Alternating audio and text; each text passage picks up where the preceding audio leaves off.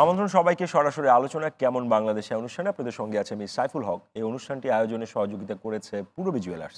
দর্শক, ভারত, ভিয়েতনাম, পাকিস্তান, কম্বোডিয়ার মতো দেশগুলোকে পেছনে ফেলে বিশ্বে পোশাক রপ্তানিতে বাংলাদেশের অবস্থান দ্বিতীয়। অথচ সেই বাংলাদেশেই ঈদ পূজার মতো উৎসবে পোশাকের বাজার থাকে অন্য দেশের দখলে।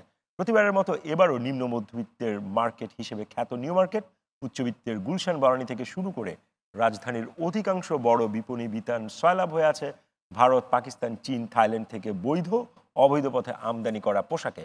৫ আগস্ট পরবর্তী ভারত সরকার বাংলাদেশিদের জন্য ভিসা সীমিত করলে ধারণা করা হয়েছিল এবার হয়তো বিদেশি পোশাকের আধিপত্য কমবে, কিন্তু বাজার ঘুরে দেখা যাচ্ছে সেই আগেরই চিত্র। মেয়েদের লেহেঙ্গা, সালোয়ার কামিজ, শাড়ি, ওড়না, ছেলেদের পাঞ্জাবির বড় অংশই দখল করে আছে ভারত আর পাকিস্তান। বাজার বিশ্লেষকরা বলছেন ঈদুল ফিতরে দেশে পোশাকের বাজার ২০,০০০ কোটি টাকা থেকে প্রায় ২২,০০০ কোটি টাকার মতো। এর প্রায় ৭০% দখল করে আছে বিদেশি পোশাক। এতে অসম প্রতিযোগিতার মুখে পড়ে ব্যাপক ক্ষতিগ্রস্ত হচ্ছে দেশি উদ্যোক্তারা। ভারতীয় টিভি চ্যানেলের অবাধ সম্প্রচারের ফলে বিনা পয়সায় সে দেশের পোশাকের ব্র্যান্ডিং হচ্ছে বাংলাদেশে। নিজেদের বাজার বেহাত হওয়ার পেছনে এটাকেও অন্যতম প্রধান কারণ হিসেবে দেখছেন বিশেষজ্ঞরা। দর্শক, এমন একটি বাস্তবতায় আজ আমাদের আলোচনার বিষয় ঈদে স্বদেশি পোশাকের বাংলাদেশ চাই। আর এ বিষয়ে আলোচনার জন্য ইতিমধ্যে আমাদের সঙ্গে স্টুডিওতে যুক্ত হয়েছেন জাতীয় রাজস্ব বোর্ডের সাবেক সদস্য মোহাম্মদ রেজাউল হাসান, রয়েছেন সুপ্রিম কোর্টের আইনজীবী হাসান তারিক চৌধুরী এবং জাতীয় নাগরিক পার্টির যুগ্ম মুখ্য সমন্বয়ক নাবিদ নওরোজ শাহ। এছাড়াও কিছুক্ষণের মধ্যেই স্টুডিওতে উপস্থিত হবেন বিজিএমই এর পরিচালক মহিউদ্দিন রুবেল, গণমাধ্যম ব্যক্তিত্ব আব্দুল নূর তুষার এবং অর্থ সূচকের সম্পাদক জিয়াউর রহমান। দর্শক, আপনিও চাইলে আমাদের সঙ্গে এই আলোচনায় অংশ নিতে পারেন, আপনার মতামত ও চিন্তা তুলে ধরতে পারেন, করতে পারেন প্রশ্ন। এজন্য ফোন করুন স্ক্রিনে দেখানো নম্বরে। সরাসরি চলে যাচ্ছি মূল আলোচনায়। আমি শুরুটা করতে চাই অ্যাডভোকেট হাসান তারিক চৌধুরী, আপনাকে দিয়ে একটা প্রেক্ষাপট আমি বলার চেষ্টা করলাম। এবছর আমরা ধারণা করেছিলাম দেশের পণ্যই আসলে বাজার সয়লাভ হবে, কিন্তু আসলে উল্টো চিত্র। প্রতিবারের মতো যে চিত্র দেখি সেটাই আমরা দেখলাম। এর পেছনের কারণটা কি? ধন্যবাদ সাইফুল হক এবং আমার সহ-আলোচকদেরকে শুভেচ্ছা। আসলে আজকের যে আমাদের সাবজেক্ট, এটা একেবারেই আমাদের জাতীয় অর্থনীতির সাথে সম্পর্কিত এবং একই সঙ্গে আমাদের দেশের জনসাধারণ বা ক্রেতা সাধারণের যে মানসিকতা তার সঙ্গে সম্পর্কিত। যদিও বাংলাদেশ আন্তর্জাতিক ক্ষেত্রে আন্তর্জাতিক পোশাকের বাজারে একটা একটা সম্মানজনক অবস্থানে রয়েছে, কিন্তু দেশে কেন নেই? এর কারণ যদি আমরা খুঁজতে যাই, এর কারণ বহুবিধ। প্রথম কথা হলো যে আমরা তো মানি বা না মানি, স্বীকার করি বা না করি, আমরা একটা মুক্তবাজার অর্থনীতির যুগে বাস করছি এবং মুক্ত বাজারে পণ্য আসবে, পণ্য যাবে, এটাই স্বাভাবিক। কিন্তু ফেয়ার ট্রেড বলে যে কথাটি আছে, এই ফেয়ার ট্রেড আমরা দেখতে পাচ্ছি।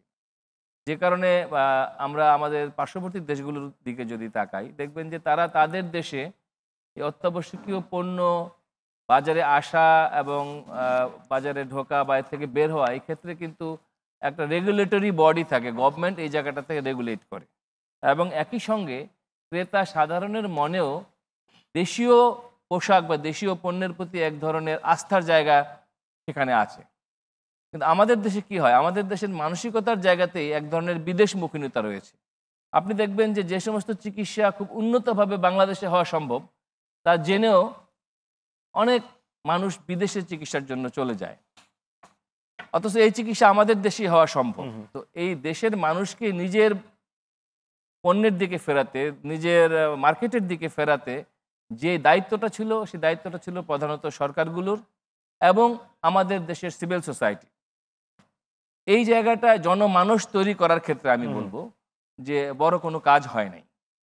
এবং দেশীয় পণ্য কেনার মধ্য দিয়ে তো শুধু এই না যে আমি যে কোনোভাবেই কম্প্রোমাইজ করলাম। এই অর্থনীতিতে একটা সুস্থ প্রতিযোগিতা বলে একটা জায়গা আছে। সেই জায়গাটায় আমরা দেখি, আমরা যেই পণ্যটি বিদেশে পাঠাই, অর্থাৎ যে পোশাকটি দেশের বাইরে পাঠাই, আবার একই ফ্যাক্টরি যখন নিজের দেশে আবার সাপ্লাই দেয়, সেখানে দেখা যাচ্ছে যে একই রকম স্ট্যান্ডার্ড মেনটেন করা যায় না বাস্তব কারণেই। এই যে গ্যাপটা, এই গ্যাপটা পূরণের জন্য আমাদের একটা রাষ্ট্রীয়ভাবে একটা রেগুলেটরি প্রসেস থাকা দরকার ছিল, যেটার ফলে মানুষের আস্থা নিজ দেশের পোশাক, নিজ দেশের পণ্যের দিকে ফিরে আসতো। এবং একই সঙ্গে অন্যান্য দেশে পোশাকের বাজারে যে মডার্নাইজেশন হয়, যে আধুনিকীকরণ হয় বা পণ্য হালনাগাদকরণ হয়, আমাদের দেশে কিন্তু পোশাক শিল্পে, বিশেষত দেশীয় পোশাক শিল্পে তরুণ সমাজের যে চাহিদা, সেই চাহিদার সাথে সঙ্গতিপূর্ণ পোশাকের মডিফিকেশনটা হয়নি এবং একই সঙ্গে তার ব্র্যান্ডিংটাও হয়নি। আপনি দেখেন যে যে পরিমাণ পাঞ্জাবি আমাদের দেশে আড়ং বিক্রি করে, ঠিক একই পরিমাণ পাঞ্জাবি কিন্তু অনেক নির্মাতা প্রতিষ্ঠানে কিন্তু বিক্রি করতে পারে না, মানে সেলের যদি আমি কোয়ান্টিটি দেখি। এই জায়গাটায় যদি ইয়াং কাস্টমারদেরকে ধরতে হয়, সেই জায়গায় দরকার হলো একটা পণ্যের হালনাগাদকরণ, অর্থাৎ প্রোডাক্টের modification in comparison with the present product রিসার্চের কথা বলছেন, product research, product and branding, এই দুটা খুব গুরুত্বপূর্ণ। আড়ং ব্র্যান্ডিং করতে পেরেছে বলেই কিন্তু মানুষ আড়ংয়ের পাঞ্জাবি কিনে, কিন্তু এরকম ব্র্যান্ডিং আর কয়টা কোম্পানি করতে পেরেছে? শার্টের বেলাও তাই। নিশ্চয়ই তারিক ভাই, ধন্যবাদ, আপনি শুরুটা করেছেন। দর্শক, আপনাদেরকে জানিয়ে রাখছি, ইতিমধ্যে আমাদের সঙ্গে এসে যুক্ত হয়েছেন গণমাধ্যম ব্যক্তিত্ব আব্দুল নূর তুষার। তুষার ভাই, মহানগরের রাতের 11:30 জাম ঠেলে এসছেন, আপনাকে জিরানোর একটু সুযোগ দিলাম। আমি আপনার কাছে আবারও আসবো, আবারও ধন্যবাদ জানিয়ে রাখছি আপনি আমাদের সঙ্গে যুক্ত হয়েছেন। জাতীয় নাগরিক পার্টির যিনি আমাদের আজকের অতিথি, যুগ্ম মুখ্য সমন্বয়ক নাভিদ নওরোজ শাহ, আপনার কাছে একটু আসতে চাই। যেমনটা আমাদের হাসান তারিক ভাই বলার চেষ্টা করলো যে স্থানীয় শিল্পকে সুরক্ষা দেওয়ার অনেক ধরনের মেকানিজম থাকে, আপনার ট্যারিফ, নন ট্যারিফ ব্যারিয়ারগুলো থাকে। তো এবং দেশাত্মবোধের একটা জায়গা উনি বলেছেন যে শুধুমাত্র দেশীয় শিল্পের বাজার আমরা ধরতে পারছি না, সেটার কারণ কি মানসিকতা কিনা, নাকি আর অন্য কিছু আছে? ধন্যবাদ ডক্টর সাইফুল হক এবং আমার সহ আলোচক যারা আছেন। আমি মনে করি অবশ্যই ভাই যেটা বলেছেন যে সেটা একটা অনেক বড় কারণ, তবে এর পাশাপাশি আরও কিছু কারণ রয়েছে। যেমন আমরা জাতীয় নাগরিক পার্টি আমাদের ঘোষণাপত্রেই কিন্তু বলেছি যে আমরা বাংলাদেশপন্থী রাজনীতি করতে এসেছি, ভারত কিংবা পাকিস্তানপন্থী নয়।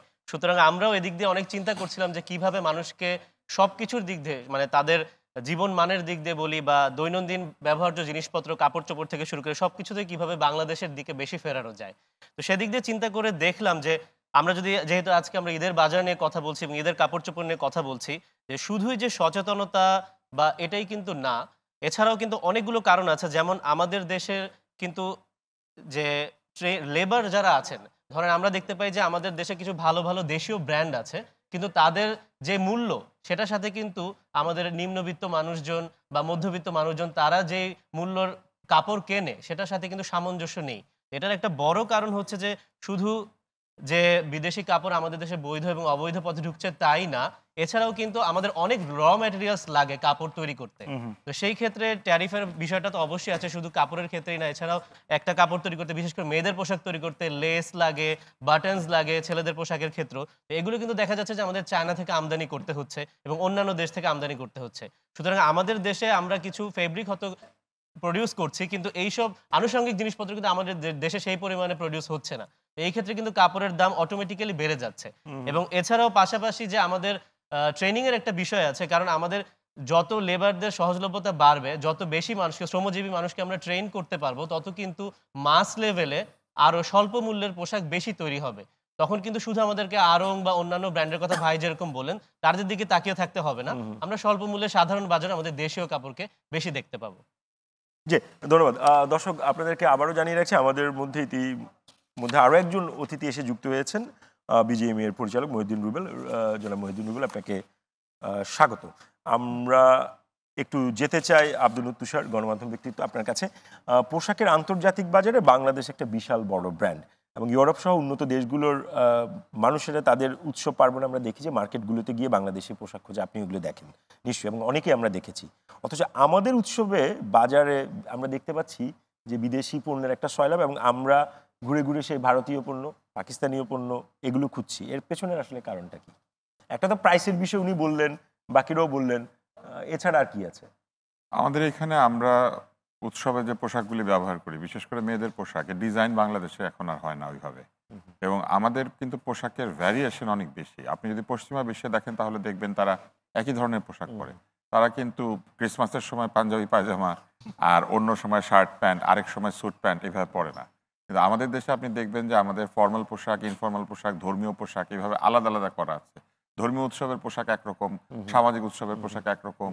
আমরা যখন মিটিং যাই বা অন্য কোনো সভা সমিতিতে যাই তখন পোশাক আরেক রকম। যারা কোর্টে যান, এখানে আমাদের আইনজীবী আছেন সুপ্রিম কোর্টে, তাদের কোর্টের পোশাক একরকম। আমাদের ডাক্তারের পোশাক একরকম, ফলে আমাদের প্রচুর ভিন্ন ভিন্ন ধরনের পোশাক পরতে হয়। এটা একটা কারণ যে বাজারে কিন্তু এত পরিমাণ পোশাকের চাহিদা আলাদা আলাদাভাবে মেটাতে হয়। আরেকটি হচ্ছে যে আমাদের এখানে আপনি দেখবেন যে বিশেষ করে মেয়েদের পোশাকের যে বাজার, সেই বাজারে মেয়েদের ডিজাইন পার্শ্ববর্তী দেশগুলি থেকে নিয়ন্ত্রিত হয়। নতুন নতুন পোশাক এবং নতুন নতুন ফ্যাশন সেগুলি আসে হচ্ছে বিভিন্ন সিনেমা, সিরিয়াল টিভি সিরিয়াল এবং অন্যান্য মাধ্যমের উপরে ভর করে। যার জন্য আপনার মনে আছে কিনা এর আগে পত্রিকায় খবর হতো পাখি পোশাকের পোশাক জন্য, না কিনে আত্মহত্যা পর্যন্ত হ্যাঁ, করেছে। এবং এরকম অনেক ধরনের ড্রেস, যে ড্রেসের নাম আমরা পত্রিকায় জানতে পারতাম এবং মানুষ অস্থির হয়ে উঠতো।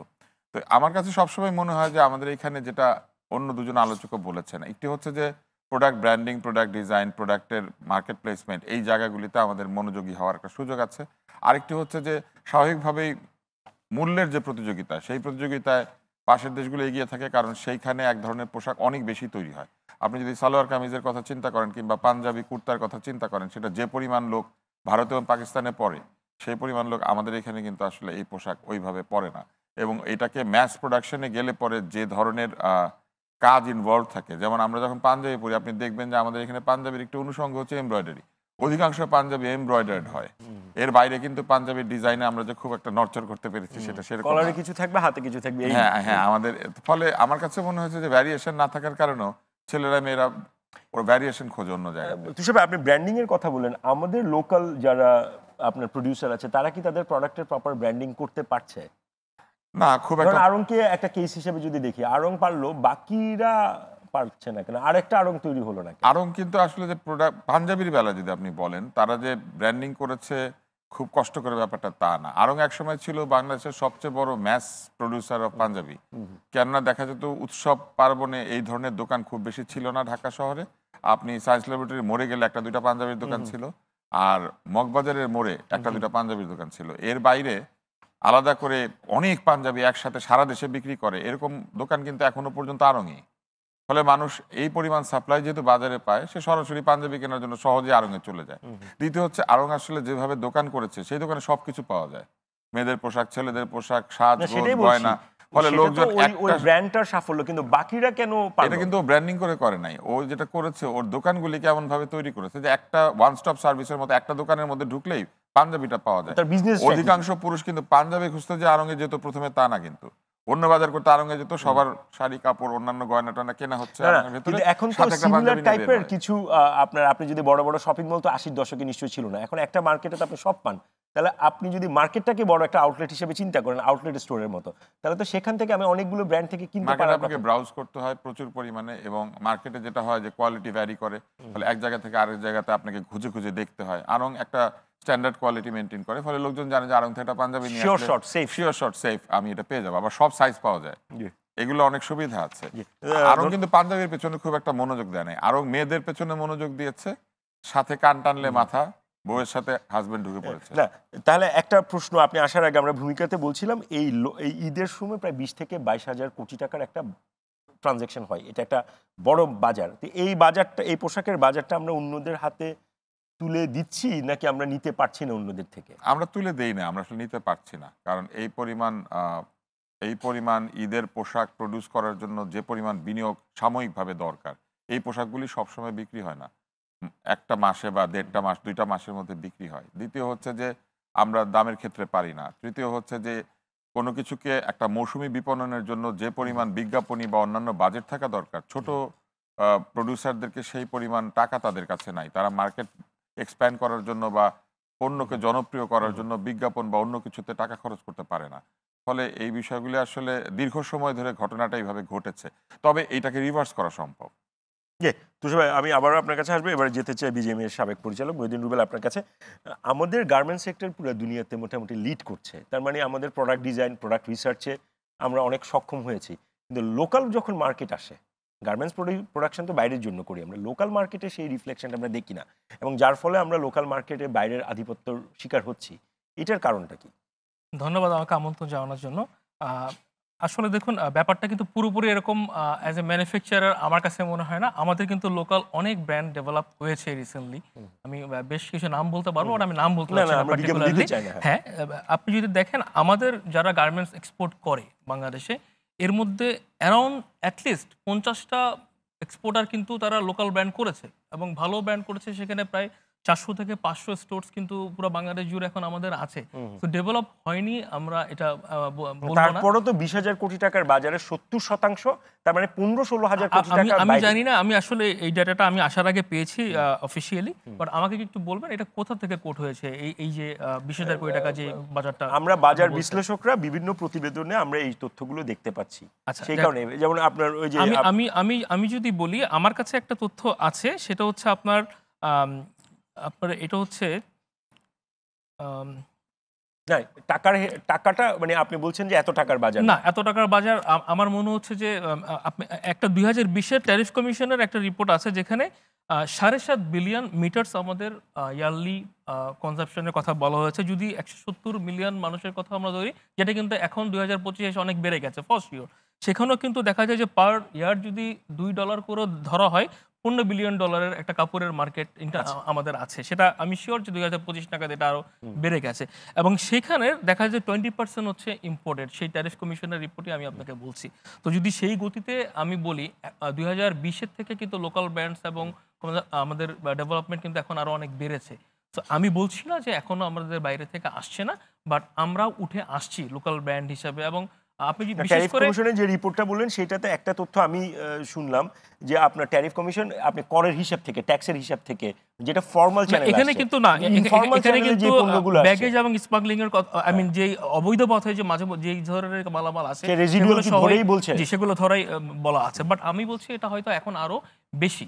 বাট আপনি যদি রিসেন্টলি আপনি বলেন, দেখেন আমাদের প্রতিবেশী দেশগুলো থেকেই তো এই মানে ঈদের বাজারে জিনিসগুলো বেশি আসে, আমাদের আশেপাশের দেশগুলো থেকে। বাট বর্তমানে রাইট নাও কিন্তু এই সুযোগটা একটু কম, কারণ আমাদের ওই ধরনের আনঅফিসিয়াল চ্যানেলগুলো কিন্তু আমার বিশ্বাস যে এখন সেভাবে করে কাজ করছে না। সো এই মোমেন্টে আমি বিশ্বাস করি যে ইন্টারনালি আমাদের নিজেদের প্রোডাক্ট কিন্তু হচ্ছে এবং ভালো ডেভেলপ হয়েছে বলে আমি মনে করি। এবং আমি মার্কেট আমরা যেভাবে দেখছি, আমাদের যেই এই 100টি আপনি যে ব্র্যান্ড গার্মেন্টস এক্সপোর্টারদের বললাম, তাদের সাথে কথা বলে তাদের যে সেলস প্ল্যান, গ্রোথ প্ল্যান দেখলাম, এখানে তাদের একটা আমি যেটা দেখছি যে প্রায় 1,200 কোটি টাকা মতো আমাদের এই এক্সপোর্টারদের ব্র্যান্ডগুলোই কিন্তু মার্কেট এখন তাদেরই আছে এখন। জি, এটা তাদের আনঅফিশিয়াল নিউজ মতো আমরা রুবেল ভাই, সেটা আপনি তো যেগুলো ডেটা বলছেন সেই ডেটাগুলো একটা বাস্তবতা আছে, কিন্তু মার্কেট রিয়ালিটি ধরেন আপনি গুলশান বনানী যদি ঘুরেন, ধরেন আমরা শো শেষ করে যদি আমরা গিয়ে দেখি বাজারের অবস্থা, আপনি দেখবেন 90% প্রোডাক্টই হচ্ছে আপনার পাকিস্তান, ভারতের, বিশেষ করে মেয়েদের পণ্যগুলোর ক্ষেত্রে। তো সেইটার কারণটা কি? ভারতের আমার মনে হয় একটু কমে গেছে এখন, ভিসা রেস্ট্রিকশনের কারণে ইনফর্মাল চ্যানেলে কিন্তু পণ্য আসছে। একটা সময় কিন্তু ফর্মাল চ্যানেলও ট্যাক্স দিয়ে এসে কিন্তু আগের মতো আর সেটা হতে পারছে না। এবং পাকিস্তানের যদি আপনি কথা বলেন, আপনাকে ডেফিনেটলি আপনার তো অন্যভাবে আনার কোনো সুযোগ নাই। আপনাকে আপনি ব্যাগেজে আর কতটুকু বা আনতে পারবেন, আপনাকে ফর্মালি যদি আনতে হয় ট্যাক্স দিয়ে আনতে হবে, সেই কস্ট কিন্তু এখন আগের কাছে আর নেই। তো সেই কম্পিটিশনে কিন্তু আমাদের লোকাল যেই বুটিক শপগুলো আছে, আপনি যদি দেখেন আমাদের কিন্তু প্রচুর নারী উদ্যোক্তা কিন্তু এখন আছে যারা কিন্তু অনলাইনে বিজনেস করছে। এবং সেই অনলাইনে পণ্যগুলো, সেটাই আমি বলছি, যারা ফেসবুকে পণ্য বিক্রি করছে তারা কিন্তু ওই পাকিস্তানি সালোয়ার কামিজ এটা করছে। এগুলো আমরা কিন্তু দেখছি মানে প্রতিবেদনে। যে আমি আপনার সাথে ডিফার করতে চাই না, কিন্তু আমি ফ্যাক্টটা বুঝতে চাই। জি, করছে, হ্যাঁ, একটা পোর্শন তো অবশ্যই করছে। আপনি মানে ডেফিনেটলি এতদিনের চ্যানেল যারা নারী উদ্যোক্তা ফেসবুক ভিত্তিক বা সোশ্যাল মিডিয়া ভিত্তিক যে ব্যবসাটা হচ্ছে, সেইটার প্রোডাক্টটা আসলে সে থেকে সোর্সিং করছে, সেটাই তো দেখার বিষয়। জি জি, বাট সেটার মধ্যে আপনি সবগুলো বাইরে থেকে আসছে না। তারা আমাদের এখানে নিজস্ব লোকাল যে টেক্সটাইল আছে, লোকাল টেক্সটাইলের কাপড় দিয়েও কিন্তু বুটিক সব অনেক বুটিক এখন চালাচ্ছে বা চলছে। রুবেল ভাই, আমি আবারও আপনার কাছে আসবো। যেহেতু তথ্য এবং পরিসংখ্যানের প্রশ্ন এসছে, দর্শক আপনাদেরকে জানিয়ে রাখছি ইতিমধ্যে আমাদের সঙ্গে যুক্ত হয়েছেন অর্থ সুযোগের সম্পাদক জিয়াউর রহমান। জিয়াউর রহমান ভাই, আপনাকে স্বাগত আমাদের অনুষ্ঠানে। এবং যেই পরিসংখ্যানগত একটা উনি বললেন যে এত টাকার আসলে বাজারটা না, আপনার কাছে কি তথ্য আছে? ঈদের সময় কত টাকার বাজার হয় এবং সেখানে কত টাকার অকুপেন্সি বাংলাদেশি মার্কেটের আছে? মুশকিল হচ্ছে যে বাংলাদেশের সকল ক্ষেত্রে, শুধু পোশাক না, সকল ক্ষেত্রে নির্ভরযোগ্য পরিসংখ্যানের বড় অভাব। একটা সময় তো পরিসংখ্যান ব্যুরো যেটা আছে চাহিদা মাফিক পরিসংখ্যান তৈরি করতে এমন একটি অবস্থা। এবং আপনি দেখবেন যে বিবিএস এবং বাংলাদেশ উন্নয়ন পরিষদ, এদের মধ্যেও সরকারি একাধিক সংস্থার মধ্যেও বা কৃষি উন্নয়ন সংস্থা, এদের মধ্যেও নানা পরিসংখ্যানের মধ্যে সংঘাত আছে বা বড় ধরনের ফারাক আছে। হ্যাঁ, তো এই জন্য খুব বলা মুশকিল। তো আমরা যে সাম্প্রতিক সময়ে ধরেন একটা লেটেস্ট একটা রিপোর্ট এসছে এনবিআর এর বরাদ দিয়ে, সেটি যেটি হয়েছে যে গত 3 মাসে আপনার 22 লাখ পিস পোশাক আমদানি হয়েছে ভারত এবং থেকে পাকিস্তান থেকে, যেটি গত বছরে 4 লাখ পিস কম। তো তার মানে এই 4 লাখ পিসের চাহিদার ধরেন যদি কোনো কারণে এবার অর্থনৈতিক পরিস্থিতি আনসার্টেনিটির কারণে কিছু কম বিক্রিও হয়, 3 লাখ তো শূন্যস্থান আছে। সেই শূন্যস্থান তো আমাদের স্থানীয় যারা উদ্যোক্তারা তারাই ফুলফিল করবেন। তো বাজারে আঁকাটা বলা খুবই মুশকিল। এই সময় যে আপনার শুল্কায়নের যে মূল্য, অনেক সময় হয় কি শুল্কের হার কম রাখার জন্য দেখা গেল যে একটি পোশাক হয়তো $5 কিনেছে, কিন্তু দেখাচ্ছে $2, যাতে শুল্কটা কম হয়। এটার উপরে কিন্তু উচ্চ শুল্ক আছে, 100% উপরে শুল্ক, নিশ্চয় বলবে জানেন 100% উপরে শুল্ক আছে। তো সেই কারণে এই জায়গাটাও আসলে একটু ফাঁকি আছে, বোঝা মুশকিল যে কত টাকা। বাকি টাকাটা কিন্তু হুন্ডির বান্ধবে ওখানে চলে যায়, ওখান থেকে সে টাকা মূল্য পরিশোধ করা হয়। তো এই সময়ে প্রায় 100 কোটি টাকার পোশাক এসছে শুধুমাত্র বৈধ চ্যানেলে 3 মাসে। তো আপনি যদি সারা বছর হিসাব করেন পূজা পার্বণ কোরবানি ঈদ, তাহলে কিন্তু সেটা একটা বড় অঙ্কই হয়। এবং যেটা হয়েছে যে এটা ফর্মাল চ্যানেলের বাইরে আমরা যে আলোচনাগুলো করছিলাম, ইনফর্মাল চ্যানেলে বা চোরা আকার পথে ইন্ডিয়া থেকে কিন্তু প্রচুর পোশাক আসে। এইবার যে ভিসা বন্ধ একরকম, বৈধ পথে আমদানি কম হয়েছে, তার মানে কিন্তু এরকম না যে অবৈধ পথে আমদানি হয় নাই। বরং আমার মনে হয় যে বৈধ পথে যদি কম হয়ে থাকে, অবৈধ পথে তার চেয়ে বেশি হয়েছে। তো এই জায়গাগুলোর কারণে বেশি না হলে আপনি মার্কেটে গিয়ে মানুষ ইন্ডিয়ান পণ্য পাচ্ছে কোত্থেকে? সেটাই ফর্মাল চ্যানেলে 4 লাখ পিস কমে গেল, তাহলে মার্কেটে তো আসলে দৃশ্যমানভাবে মনে হচ্ছে না যে এত বেশি কমে গেছে। তো কিন্তু মুশকিলটা হচ্ছে যে এই যে এত বড় বাজার, এই বাজারের জায়গাটা আসলে যতটা যেভাবে আমার স্থানীয় উদ্যোক্তারা নিতে পারতো, হয়তো আমাদের উদ্যোক্তাদের দিক থেকেও দুর্বলতা আছে, আমাদের সরকারের পলিসিগত দিক থেকেও সমস্যা আছে, এবং কনজিউমারের দিক থেকেও সমস্যা আছে। এটা আমাদের অবজারভেশন যে আমাদের নানা ইন্ডিয়ার ব্যর্থতা আছে। রুবেল ভাই স্বীকার করবেন, তো সবাই একটু আগে বলেছেন যে আমাদের উৎপাদন খরচ বেশি, কিন্তু আসলে ওনারা যে যুক্তিগুলো দিচ্ছেন শুধু এই কারণেই বেশি, নাকি আসলে আমাদের ইফিসিয়েন্সি লেভেল কম, আমাদের প্রোডাক্টিভিটির ক্ষেত্রে ঘাটতি আছে, সেগুলো একটা বড় সমস্যা, নাকি আমাদের আসলে প্রফিট মার্জিনও বেশি করতে হয়? আপনি এই যে প্রথমত যে একটা স্টোরি করেছে, সেই স্টোরিতে যেটা দেখি যে ইন্ডিয়া থেকে যে পোশাক এসছে, ধরেন সবচেয়ে ভালো মানের পোশাকটার শুল্কায়নের মূল্য সহ পরে গিয়ে হচ্ছে 2,500 টাকা। আপনি এই পোশাক তো বাংলাদেশে বাজারে গেলে 5,000 টাকা নিচে পাবেনই না। তা প্রফিট মার্জিন কত বেশি? ডাবল। স্থানীয় উদ্যোক্তারাও যদি দেখেন একই রকম, কিন্তু বাজারে কিন্তু মূল্য প্রায় কাছাকাছি। মানে 2,500 টাকার পণ্য যদি ইন্ডিয়ারটা 5,000 বিক্রি হয়, তো আমার যদি প্রোডাকশন কস্ট একটু বেশিও হয়ে থাকে, আমার হয় 3,500, কিন্তু সেই পোশাকও কিন্তু 5,000 টাকায় বিক্রি হচ্ছে। তার মানে প্রফিট মার্জিনটা অনেক বেশি। আমার মনে হয় যে এই জায়গাটা যদি অ্যাড্রেস করা যায়, পোশাকটা যদি আরেকটু অ্যাফোর্ডেবল করা যায়, সাধারণ মানুষের ক্রয় ক্ষমতার মধ্যে নিয়ে আসা যায়, এবং ডিজাইনের যে ভেরিয়েশনগুলো আনা যায়, তাহলে হয়তো এই পোশাকের বাজারের আরেকটু বড় জায়গা উন্নতি হবে বলে আপনি সম্ভব। জি, ধন্যবাদ জনম ভাই। আমি এবারে যেতে চাই জাতীয় রাজস্ব বোর্ডের সাবেক সদস্য মোহাম্মদ রেজাউল হাসান আপনার কাছে। আমরা ওপেন মার্কেটের কথা বলছি, এবং ওপেন মার্কেটের আলোচনায় এই আলোচনাটা খুবই অনিবার্য যে সেখানে লোকাল মার্কেটকে প্রোটেকশন দেওয়ার জন্য অনেক ধরনের টুলস ইউজ করা হয়, আপনি জানেন। তো আমাদের স্থানীয় শিল্পের সুরক্ষায় সেই ধরনের টুলসের ব্যবহার আমরা কতখানি দেখি? ধন্যবাদ আপনাকে। দেখুন, একটু শুরু থেকেই বলি, সেটা হচ্ছে যে মহিউদ্দিন রুবেল সাহেব বলছেন যে এখন আগের তুলনায় স্মাগলিং কমেছে এবং নিজস্ব ব্র্যান্ড বা আমাদের স্বদেশি পণ্যের ব্যবহার অনেক বেড়েছে।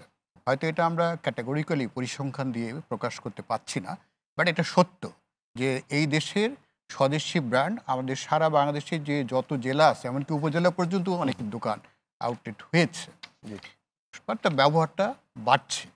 আপনি যদি ছেলেদের পোশাকের দিকে যান, তাহলে এক পাঞ্জাবি ছাড়া অন্য প্রোডাক্ট কিন্তু আর বাইরের থেকে আসে বলে আমার মনে হয় না।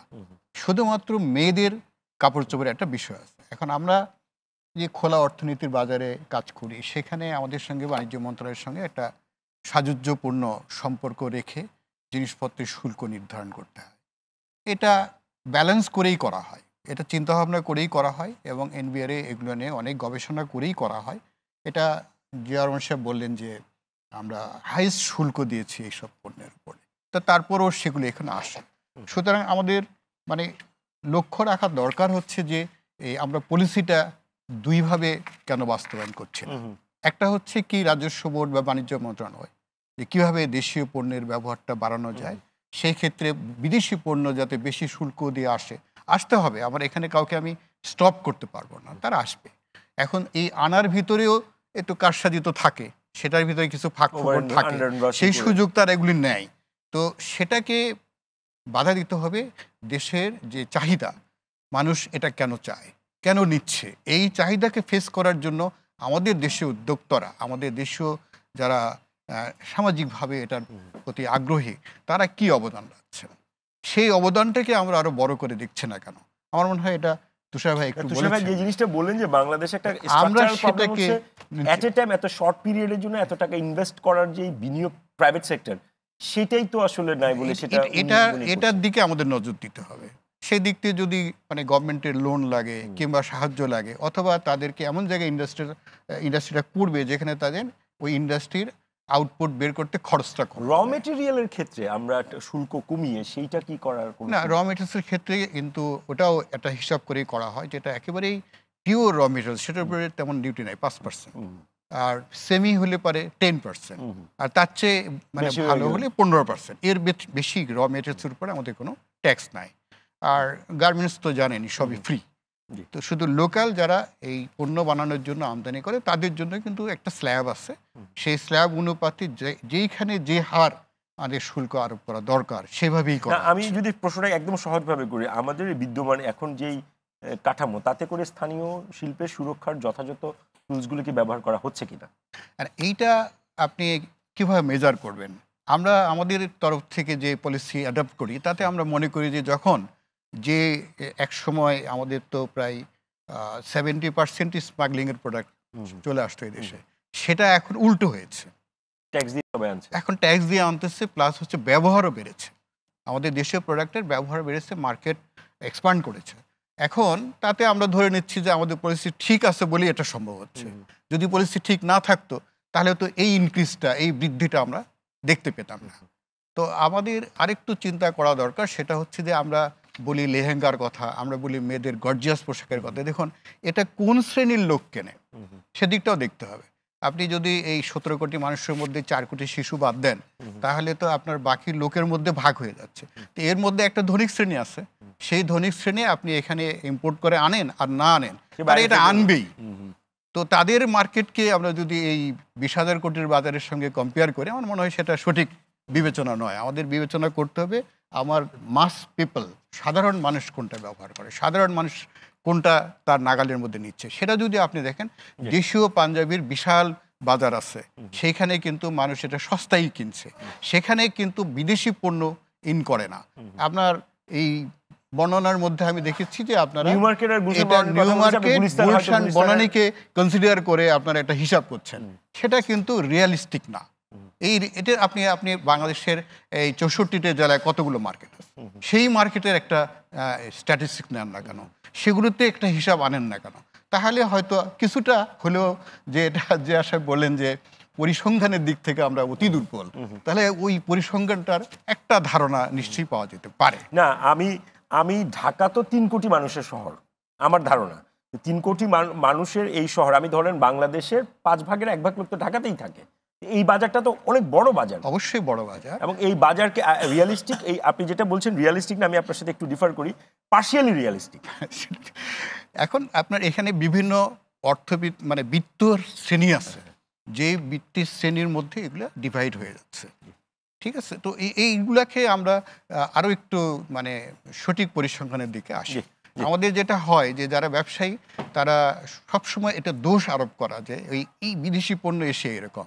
আমি আরেকটা ডিসকাশনে ছিলাম, সেখানে বলা হচ্ছে স্মাগলড হয়ে এসে ওই হোটেলের ভিতরে রুমের মধ্যে নিয়ে বসে আছে, এটা কি আপনারা দেখেন? কাস্টমস অফিসার তো এটা দেখে না।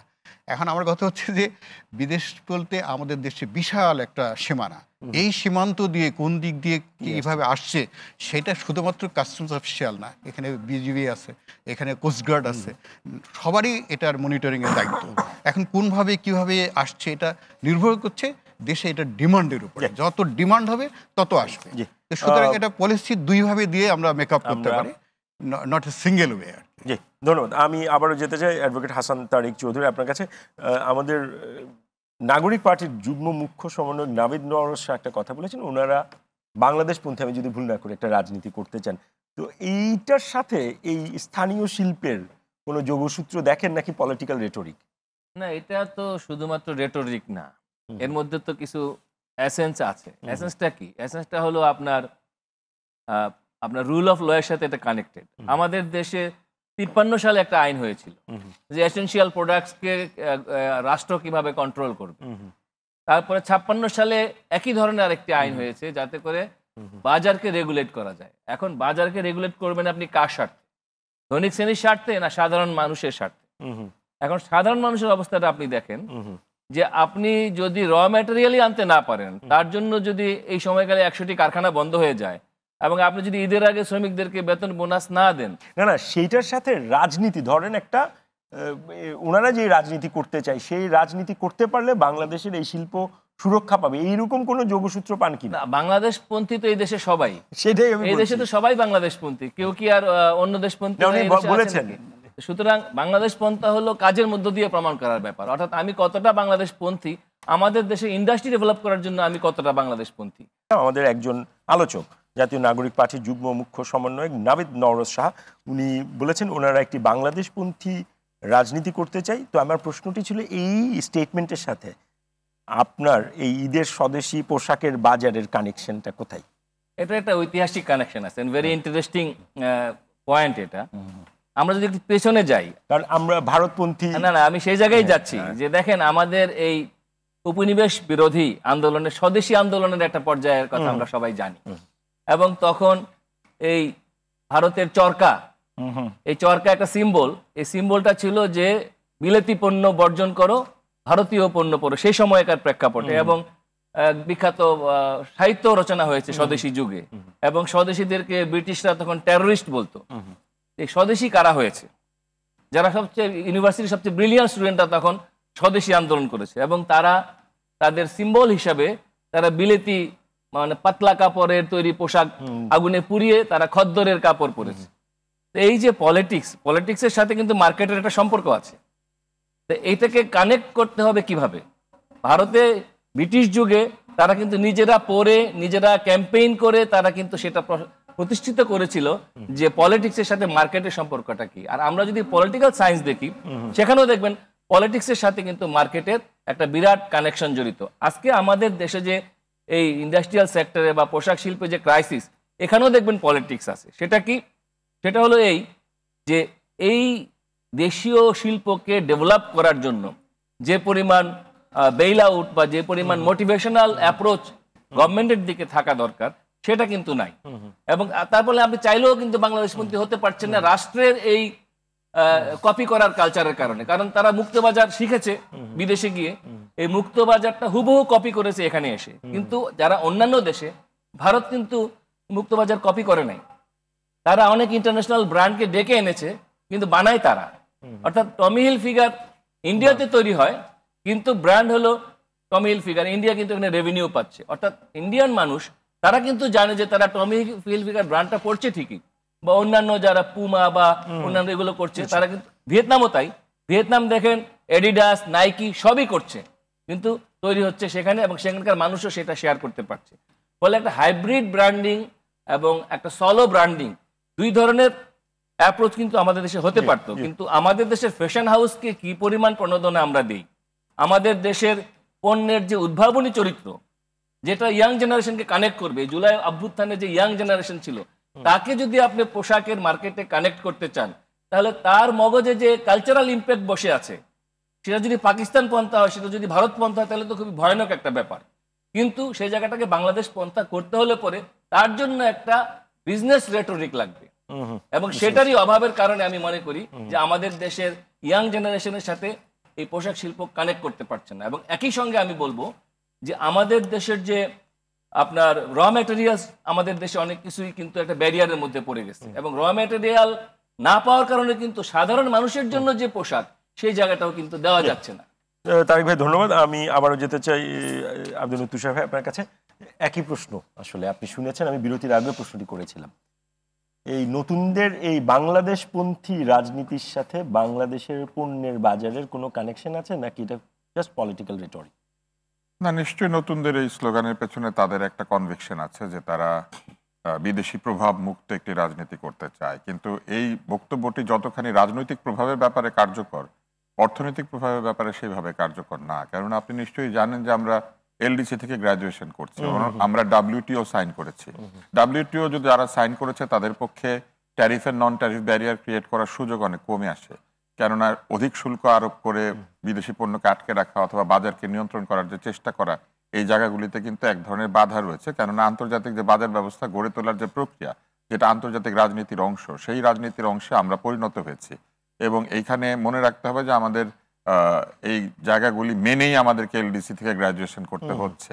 ফলে বাংলাদেশ, যতই আমরা বাংলাদেশপন্থী রাজনীতি করি না কেন, সামনে কিন্তু আমাদের এইখানে ঔষধের দাম বাড়ার সম্ভাবনা দেখা দিয়েছে, সব ধরনের ব্র্যান্ডেড প্রোডাক্টের দাম বাড়ার সম্ভাবনা দেখা দিয়েছে। বিদেশ থেকে বিভিন্ন পণ্য যেগুলি ব্যাগেজে এসে বিক্রি হয়, সেগুলি বাজার থেকে কিন্তু আসলে সরকারকে চেষ্টা করতে হবে তুলে নিতে।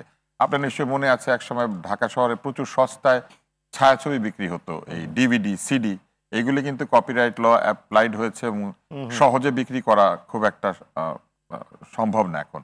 এবং একসময় তেজগাঁতেই কারখানা ছিল যেখানে এই ভারতীয় ছবি এইখানে পাইরেটেড হয়ে ভারতে চলে যেত, এটা আমরা জানি। কিন্তু এখন কিন্তু সেই সুযোগ নাই যে ভারত থেকে এসে পাইরেটেড হয়ে ভারতেই আবার চলে যাচ্ছে ওই সিডি। তো এরকম অবস্থার পরিবর্তন হয়েছে। আমাদের এইখানে পোশাক শিল্প নিয়ে যখন আমরা কথা বলি, আমরা ভুলে যাই যে আমাদের পোশাক শিল্প, যার উপরে আমরা এত গর্ব অনুভব করি, এটা কিন্তু আসলে আমাদের বিদেশিদের ডিমান্ড অ্যান্ড সাপ্লাইয়ের উপরে নির্ভরশীল। আমরা তো লোকাল মার্কেটের জন্য এই গার্মেন্টস ফ্যাক্টরিগুলি তৈরি করি নাই, কিন্তু আমাদের লোকাল মার্কেটের চাহিদার মধ্যে প্রচুর কালচারাল প্রোডাক্ট আছে। যেমন আপনি দেখবেন যে বিশেষ বিশেষ ধরনের হাতের কাজের উপরে পোশাকের দাম এবং পোশাকের চাহিদা নির্ধারিত হয়। এই হাতের কাজের যে কারিগর, সেই কারিগর তৈরি করার কোনো ব্যবস্থা কিন্তু বাংলাদেশে ওইভাবে প্রাতিষ্ঠানিকভাবে নাই। আপনি যদি কারিগরি শিক্ষা প্রতিষ্ঠানগুলিতে দেখেন, তাহলে দেখবেন যে এখানে এসির মেকানিক তৈরি করা হয়, এইখানে ইলেকট্রিশিয়ান তৈরি করা হয়, মধ্যপ্রাচ্যে বা অন্যান্য দেশে শ্রমিক রপ্তানি করা হবে এই জন্য। কিন্তু আমাদের এইখানে কি যে বিভিন্ন ধরনের কাজ আছে, এই যে জারদৌসি নামে একটা কাজ আছে, কারচুপি নামে একটা কাজ আছে, এগুলি শেখানো হয় কি ওইসব স্কুলে? নাই। কিন্তু এই যে হাতের কাজ শেখানোর যে স্কিল, এটা কিন্তু বংশ পরম্পরা একদল লোক শেখে। বা আপনি দেখবেন যে আটকে পড়া যে পাকিস্তানিরা আছেন, তাদের মধ্যে প্রচুর এই কাজ হয়। যারা বিহারি এসেছেন ওই পার থেকে, তাদের ওইখানে এই কাজগুলি আছে। এগুলা কিন্তু তাদের বংশ পরম্পরার স্কিল, এগুলা কিন্তু তারা স্কুল থেকে কোন জায়গা থেকে শিখছে না। ফলে আমাদের এইখানে চাহিদা যত বেড়েছে, এর যে ব্যাক এন্ডে কারিগর সাপ্লাই করা, যন্ত্রপাতি সাপ্লাই করা, এদেরকে আলাদা কুটির শিল্প হিসেবে তৈরি করার জন্য জায়গার ব্যবস্থা করে দেওয়া, এই জায়গাগুলিতে ঘাটতি আছে। আমরা সবসময় বারবার আমি লক্ষ্য করেছি আমাদের উন্নয়ন পরিকল্পনায় রপ্তানিমুখীর দিকে খুব জোর দেওয়া হয়, কারণ আমাদের ডলার প্রয়োজন। আমরা উন্নয়নশীল দেশ, আমাদের উন্নতির জন্য বৈদেশিক মুদ্রার দরকার আছে। কিন্তু পাশাপাশি আমাদের লোকাল চাহিদা মেটানোর জন্যও কিন্তু আমাদের ইন্টারনালি একটা মার্কেট ডেভেলপ করার জন্য এই ধরনের স্কিলড লোকজনের প্রয়োজন আছে। আমাদের অনেক স্কিল কিন্তু হারিয়ে যাচ্ছে। যেমন আপনি দেখবেন যে আমাদের মাটির কাজ রপ্তানি হয়, কিন্তু ঢাকা শহরে মাটির পণ্য বিক্রির পরিমাণ অনেক কমে গিয়েছে। আমাদের এখানে একসময় আমরা ঢাকনা দিতাম মাটির ঢাকনা, আমরা অনেক পাত্র ব্যবহার করতাম মাটির পাত্র। এখন বাগান এবং সৌন্দর্য বর্ধন ছাড়া আমাদের বাড়ি ঘরগুলিতে আমরা মাঝে মাঝে খবরে দেখি যে আপনার সিলেটের পাটি আপনার ইউরোপে যাচ্ছে, টুপি যাচ্ছে আপনার স্পেনে, কিন্তু আমার দেশে তৈরি হয় সেটা এখানে। আমি এখানে যদি এখন জিজ্ঞেস করি যে আমরা যারা আছি এখানে, আমাদের নিজেদের বাড়ি থেকে সেই শীতল পাটি বা সিলেটের বেতের পাটি কি আসলে কয়জনের বাড়িতে আছে? এই বিষয়গুলি কিন্তু আসলে ঘটেছে আমাদের দেশে দীর্ঘ একটা সময়ের মধ্যে। আরেকটি বিষয় হচ্ছে যে আমরা সবসময় মনে করি শুল্ক বাড়িয়ে দিলেই পণ্যের ঢোকা বন্ধ হয়ে যাবে। শুল্ক বাড়িয়ে দিলে প্রকৃতপক্ষে পণ্যের চাহিদা অনুযায়ী সরবরাহ কমে, কিন্তু সরবরাহ কমে গেলে পণ্যের মূল্য বাড়তে থাকে। প্রহিবিশন যখন আমেরিকাতে হয়েছিল, তারা মদ বিক্রি বন্ধ করেছিল এবং সেই সময় দেখা গিয়েছিল আমেরিকাতে সবচেয়ে বেশি মদের দাম, কেননা মদ বিক্রি বন্ধ করেছে। যে কোনো নিষিদ্ধ পণ্যের মূল্যকে বাড়িয়ে দেয়। ফলে আমাদেরকে এই ক্ষেত্রে চিন্তা করতে হবে যে শুল্ক বাড়িয়ে বিষয়টাকে বন্ধ না করে বরং চাহিদার অনুযায়ী পণ্য সরবরাহ বাড়িয়ে আমরা কিভাবে বিদেশি পণ্য আসাকে বন্ধ করতে পারি। আরেকটি বিষয় কিন্তু আছে, ম্যাস প্রোডাকশনে আমরা যেতে পারি না, কারণ আমাদের যে চাহিদা, সেই চাহিদা কাপড় উৎপাদন করলে অনেক ধরনের কাপড় আছে, এইটা লাভজনক হয় না। যেমন লেহেঙ্গা বানানো বাংলাদেশে আসলে অত লাভজনক না, সেই জন্যই লেহেঙ্গাটা বিদেশ থেকে আসে। কারণ এত খরচের একটা পণ্যর যে চাহিদা বাংলাদেশে, সারা বছরে যে কয়টা লেহেঙ্গা বিক্রি হয়, এটা তৈরি করার জন্য কারখানা খোলার চাইতে বর্ডার ক্রস করে নিয়ে আসলে এটা অনেক সস্তা পড়ে যায়। আরেকটা হচ্ছে আমাদের চাহিদার ভ্যারিয়েশন। আপনি দেখবেন যে অধিকাংশ দেশে পোশাক তাদের নির্দিষ্ট, তারা নির্দিষ্ট কিছু পোশাকের বাইরে পোশাক পরে না। কিন্তু আমাদের এখানে আমরা পশ্চিমা পোশাক পরি, আমরা অ্যারাবিয়ান পোশাক পরি, আমরা ইন্ডিয়ান পোশাক পরি, আমরা পাকিস্তানি পোশাক পরি। আমাদের পোশাকের অনেক ভ্যারিয়েশন, আমাদের লোকও বেশি, 16 কোটি লোকের মধ্যে এত পোশাকের ভ্যারিয়েশন রয়েছে। এবং আপনি দেখবেন যে আমাদের সামাজিক কাপড়ের সাথে আমাদের কাজের কাপড়ের মিল নাই। আপনি যদি ইউরোপ আমেরিকা যান, ওদের সামাজিক পোশাক আর কাজের পোশাক একই রকম বা কাছাকাছি, কিন্তু আমাদের সামাজিক পোশাক আর কাজের পোশাক এক না। আপনি কর্পোরেট ওয়ার্ল্ডে আপনি দেখবেন না লোকজন পাঞ্জাবি পরে অফিস করছে, বরং খুব খারাপভাবে দেখা হয়। ব্যাংকে গেলে আপনি কোনো ব্যাংকের পোশাকের মধ্যে কি স্যুটটাই ছাড়া কোনো ব্যাংক, যতই বলুক আমরা বাংলাদেশের ব্যাংক, কোনো ব্যাংকের মধ্যে টাই আর স্যুট ছাড়া টেলার আছে? কোনো কর্মী আছে যেখানে প্রত্যেকটা ব্যাংকের ড্রেস কোড হচ্ছে আপনাকে স্যুট পরতে হবে, টাই পরতে হবে? আমাদের এখানে যত এয়ারলাইন্স আছে এটা কারণ ইন্টারন্যাশনাল বিজনেস মনে করে তারা এটাকে, তারা ইন্টারন্যাশনাল পোশাক পরে। কিন্তু কোথাও কি আসলে আমাদের দেশীয় পোশাক পরে আমরা কোনো অফিসিয়াল কাজকর্ম করি? আমরা তো করি না। আমি এখানে আমাদের আইনজীবী আছেন, আমাদের সুপ্রিম কোর্টের যে পোশাক সেটা কি দেশীয় পোশাক? তারা কি পাঞ্জাবি পাজামা পরে কোর্টে ঢুকতে পারবেন? পারবেন না। সবাই চোখ এরকম করবে যে কি ব্যাপার, আপনি এরকম পোশাকে কেন এসেছেন? আমাদের কিন্তু আসলে এই জায়গাতেও আছে, বাংলাদেশি রাজনীতি যদি করতে হয় তাহলে বাংলাদেশি চেতনার ভিত্তিতে আমাদের এই পোশাক ভিত্তিক যে সাংস্কৃতিক জায়গাটা, সেই জায়গাটাকেও নির্দিষ্ট করতে হবে যে আমরা প্রচুর পরিমাণে দেশি পোশাক পরবো এবং আমরা দেশি পোশাককে ফর্মাল পোশাক হিসেবে চিন্তা করবো। আপনি যদি মালয়েশিয়াতে যান, মালয়েশিয়ার প্রধানমন্ত্রী সারং এবং মালয়েশিয়ার যে বাটিক সেইটা পরে সে অফিসিয়াল প্রোগ্রাম অ্যাটেন্ড করে।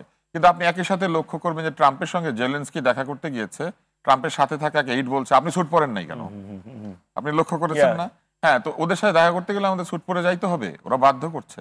এই কালচারাল কিছু এইসব জায়গা থেকে আমাদেরকে এক ধরনের মানে বাংলাদেশি কেন্দ্রিক বাংলাদেশপন্থী রাজনীতিতে এই জায়গাগুলোকে নজর দিতে হবে। তো আমি আবারও যেতে চাই বিজেএমএর সাবেক পরিচালক মহিউদ্দিন রুবেল আপনার কাছে। সেটা হচ্ছে যেটা তুষার ভাই বললেন যে আমাদের পুরোপুরি গার্মেন্টস সেক্টরটা আসলে বিদেশিদের ডিমান্ডের উপরই তৈরি হওয়া। কিন্তু আমরা কিছু কিছু গার্মেন্টস উদ্যোক্তাদেরকে দেখছি যারা কিন্তু নিজস্ব ব্র্যান্ড, আমি নামগুলো বলছি না, আপনিও জানেন, তো যেই পরিমাণ উদ্যোক্তাদের আসলে লোকাল ব্র্যান্ডে নজর দেওয়া উচিত ছিল সেটা কি তারা দিয়েছে? আচ্ছা, এখানে তিনটা ভাগে আমি একটু ভাগ করবো ব্যাপারটাকে। প্রথম হচ্ছে আমরা যেটা সরাসরি এক্সপোর্ট করি বাইরের বায়ারদের ডিমান্ড অনুযায়ী, এটা তো আমরা ডাইরেক্ট এক্সপোর্ট করছি। আচ্ছা, আরেকটা হচ্ছে যেটা আমরা বলেছি লোকাল কিছু ব্র্যান্ড গার্মেন্টস উদ্যোক্তারা আবার নিজেরা করেছেন, সেটা একটা। এর মাঝে আরেকটা শ্রেণী কিন্তু আছে লোকাল গার্মেন্টসও আমাদের আছে, যেটা কিনা এখন একদমই আমাদের যে এক্সপোর্ট, যারা বারবারি বানায়, যারা পোলো বানায়, যেগুলো নট দ্যাট কপি, আমি কপি বলছি না। কপিটাকে বলছেন আপনি? না, আমি কপি বলছি না। কপি একটা পার্সেন্টেজ আছে, হ্যাঁ, কপির একটা বড় পার্সেন্টেজ আছে, যেটা কিন্তু আগে ইম্পোর্ট হতো, সেটা কিন্তু এখন আমাদের দেশেই বানানো হচ্ছে এবং ভালো ভালো শোরুমে গুলশান বনানীতে আপনি কিন্তু গেলে সেটা দেখতে পারবেন। আচ্ছা, এছাড়াও কিন্তু আপনার বেশ কিছু গার্মেন্টস আছে যারা কিন্তু ওই সিমিলার স্ট্যান্ডার্ডেই কিন্তু লোকাল আপনার ডেনিম থেকে শুরু করে আপনার টি শার্ট থেকে শুরু করে বেশ কিছু প্রোডাক্ট কিন্তু এখন বানাচ্ছে। তো বেসিক্যালি আপনি যদি দেখেন যে এই লেডিস ওয়্যার, সালোয়ার কামিজ বা ওই একদম ওই ধরনের কাপড়গুলো ছাড়া, মানে প্রোগ্রাম ওরিয়েন্টেড বা ফেস্টিভ্যাল ওরিয়েন্টেড কাপড়গুলো ছাড়া যদি ফ্যাশন ওরিয়েন্টেড আপনি কাপড়ের কথা বলেন, আমরা কিন্তু আগে চায়না নির্ভর ছিলাম, প্রচুর পরিমাণে কাপড় আমাদের কিন্তু বাইরে থেকে আসতো, আমি ছোটবেলায় কিনেছি। তো এখন কিন্তু আমি অ্যাটলিস্ট এজ এ গার্মেন্টস ওনার তো জানি যে প্রোডাক্টটা আমার দেশে বানানো হচ্ছে। হয়তো এটা এক্সপোর্ট ওরিয়েন্টেড গার্মেন্টস হয়নি, বাট লোকাল কিন্তু অনেক গার্মেন্টস আছে যারা কিন্তু এখন আমাদের লোকাল কনজাম্পশনের জন্য এই গার্মেন্টস গুলো এখন করছে। তার মানে আপনি বলছেন যে এই যেই ট্রেন্ডটা আপনি দেখছেন সেটাতে আপনি আশাবাদী যে সামনের দিনগুলোতে আসলে এই মার্কেটটা আরো বড় হবে এবং বিদেশ নির্ভরতাটা কমে যাবে। আমি অত্যন্ত আশাবাদী যে এটা হবে এবং এটা হওয়া, মানে আমাদের ডেটা সেটা বলছে, সেটা আমাদের কাছে আমাদের যেই স্টোরগুলো আমরা দেখছি, তাদের যেভাবে সেল দেখছি, এবং আপনি যদি ক্রেতাদের প্যাটার্নও দেখেন, মানে এখন মানে ওয়েস্টার্ন কাপড় পরা ইয়াং জেনারেশন বা অফিসিয়ালসরাও কিন্তু কম না, যেটা আগে কিন্তু অনেক কম ছিল। তো এই কাপড়গুলো ডেফিনেটলি বাইরে থেকে, ইন্ডিয়া বা পাকিস্তান থেকে তো আসার সুযোগ নেই, বা আসতেও মানে একদমই অল্প পার্সেন্টেজ হবে বলে মনে হয়। তো শুধুমাত্র যে ওগুলো আপনার বাইরে থেকে আসছে ব্যাপারটা এরকম না, আমরা আসলে এখন নিজেরাও এগুলো তৈরি করছি। বাট হ্যাঁ, পার্টিকুলার আপনার তুষার ভাই একটা কথা বলেছেন যেটা আমার কাছে ভালো লেগেছে, যে আপনার যে অনুষ্ঠান ভিত্তিক যেই কাপড়গুলো, লেহেঙ্গা থেকে শুরু করে সালোয়ার কামিজ, সামাজিক পোশাক আর আনুষ্ঠানিক পোশাকের মধ্যে অন্য দেশে পার্থক্য নেই, এই দেশে আছে। বাট ওখানে যে ওই যে পোশাকগুলোর কথা বলা হচ্ছে ফেস্টিভ্যাল ওরিয়েন্টেড, অ্যাকচুয়ালি যখন গার্মেন্টসের ভাষায় তো আসলে কিছু ব্যাপার আছে, এফিসিয়েন্সির ব্যাপার আছে, আপনার কস্টের ব্যাপার আছে। তো আপনি আসলে মানে আমরা তো বাংলাদেশ কিন্তু ইনফ্রাস্ট্রাকচারগতভাবে আমরা বাল্ক অর্ডার করতে অভ্যস্ত, আমরা বড় বড় এবং মানে এই টাইপের অর্ডার করতে আমরা অভ্যস্ত। আমরা কিন্তু ছোট স্মল ক্যাটাগরি অর্ডার করতে নর্মালি কম্পিটিটরদের থেকে আমরা এই জায়গাটায় একটু পিছিয়ে আছি, বিকজ আমাদের স্থাপনাগুলো করাই হয়েছিল এভাবে, যেটা আমরা এখন আস্তে আস্তে করে চেঞ্জ করার চেষ্টা করছি। আমরা ভ্যালু এডিশনে যাচ্ছি, দামি প্রোডাক্টে যাচ্ছি। বাট যদি আপনি ট্রেডিশনাল প্রোডাক্টের কথা দেখেন, যে ওইখানের যে লেভেলের এক্সপার্টাইজ ইন্ডিয়াতে বা আপনার পাকিস্তানে আছে পার্টিকুলার লেহেঙ্গা বা ওই জায়গার ক্ষেত্রে ওই কাপড়গুলোর ওই ক্ষেত্রে দক্ষতা, ওই skill সেগুলো based কিন্তু training। সারা বছর ওইখানে একটা চলার ব্যাপার থাকে, আমাদের এখানে কিন্তু ওইরকম নাই। সুতরাং আমাদের এখানে কস্টের দিকে চিন্তা করে এবং অ্যাভেলেবিলিটির কথা চিন্তা করে আসলে কিন্তু সেভাবে গড়ে ওঠেনি, এবং সেটা সেভাবে ওঠার সম্ভাবনাটা আমি অন্ততপক্ষে এই দেখেন। ডিমান্ডটা থাকবে বলে বাইরের উপরে কিছুটা হলো আমি মনে করি। মানে আপনি মনে করছেন যে এই এই যেহেতু এই একটা বিনিয়োগের ব্যাপার আছে যেখানে, এবং এগুলোর আসলে ওই অর্থে চাহিদা শুধুমাত্র অনুষ্ঠান কেন্দ্রিক, সুতরাং এখানে কষ্টের যে ব্যাপারটা আছে সেই কারণে আসলে আমরা কিছু সময়ে বা কিছু মার্কেট আসলে ওদের কিছুটা শেয়ার থাকবে। আপনি দেখেন এখানে একটা ইন্টারেস্টিং, আমি একটা ডেটা নিয়ে কাজ করছিলাম রিসেন্টলি, যে আমাদের আমরা বাংলাদেশে যত দেশে এক্সপোর্ট করি সেখানে আমাদের টোটাল পার্সেন্টেজ, ফর এক্সাম্পল আমরা যদি এখন পর্যন্ত আমরা 26 বিলিয়ন করেছি এই মাস পর্যন্ত। তো দেখা গেল যে 26 বিলিয়নের মধ্যে আমি আমার প্রতিবেশী দেশগুলো দেখছিলাম, বিশেষ করে একদমই প্রতিবেশী যেটা আমাদের, যে সেখানে আমরা কি করেছি আমার খুব মানে কিউরিয়াসিটি ছিল। এবং আমি খুবই আনন্দের সাথে বলছি যে 40% তাদের ইম্পোর্টের শেয়ার মাল কিন্তু বাংলাদেশ থেকে এখন যাচ্ছে।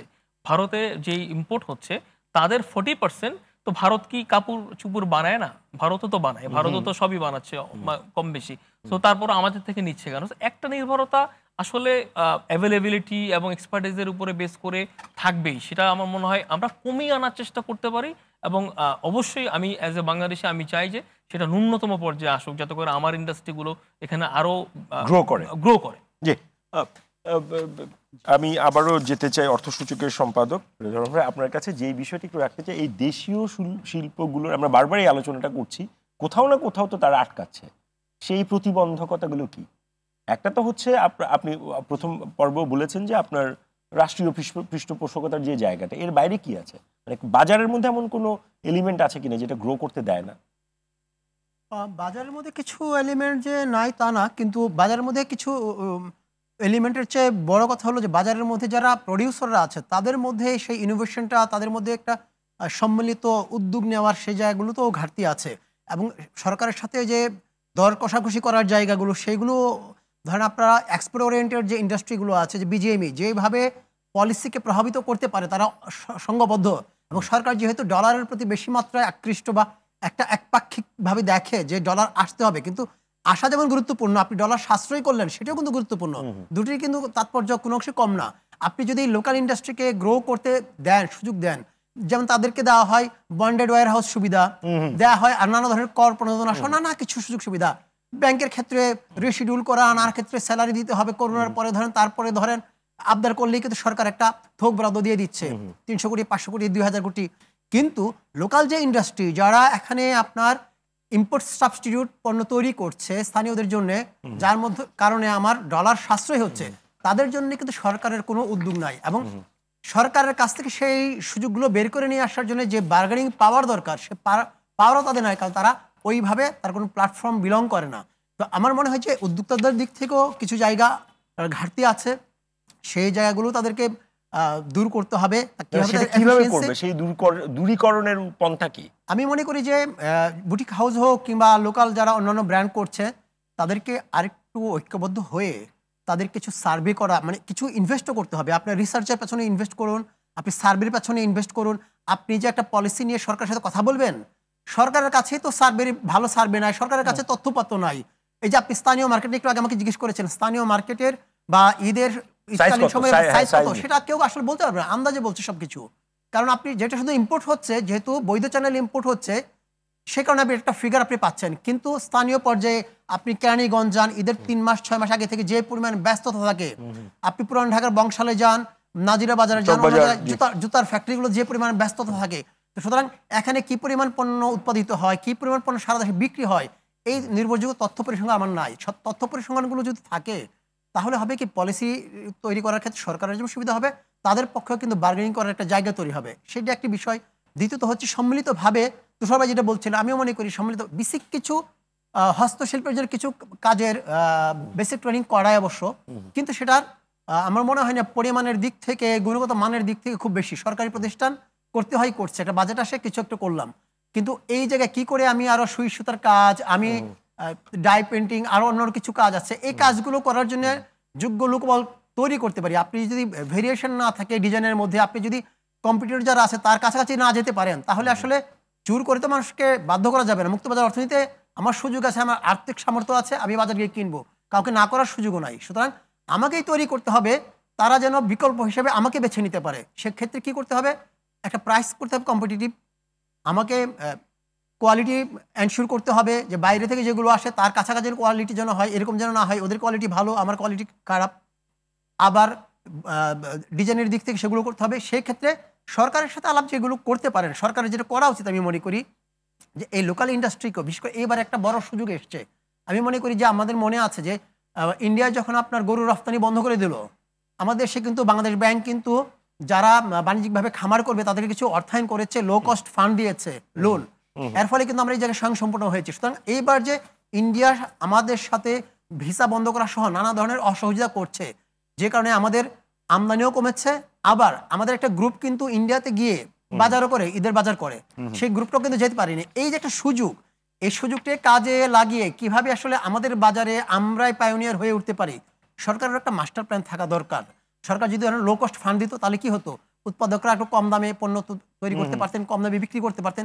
পাশাপাশি তার একটি অংশ সে হয়তো ব্র্যান্ডিংয়ের জন্য, অ্যাওয়ারনেস ক্রিয়েটের জন্য মানুষের আরও বেশি বিজ্ঞাপন করতে পারতেন, মানুষকে বুঝাতে পারতেন যে এখন দেখো ইন্ডিয়ার পণ্য আর আমার পণ্য কিন্তু কাছাকাছি, কিংবা এর চেয়ে আমার পণ্যটা কোনো অংশে কম না, বরং তুমি দেশের পণ্য যদি ইউজ করো আগামী দিনে তোমাকে আমি আরও সাশ্রয়ী মূল্যে গ্যারান্টি দিতে পারবো। কিন্তু তুমি যদি আমাদেরকে সক্ষম না করে তুলো, ইন্ডিয়া কিংবা পাকিস্তান এদের উপর নির্ভরশীল থাকি, তাহলে এরকম সিচুয়েশন কিন্তু মাঝে মাঝেই আসবে, পোশাক আসবে না, পোশাকের দাম বেড়ে যাবে, যেতে পারবো না।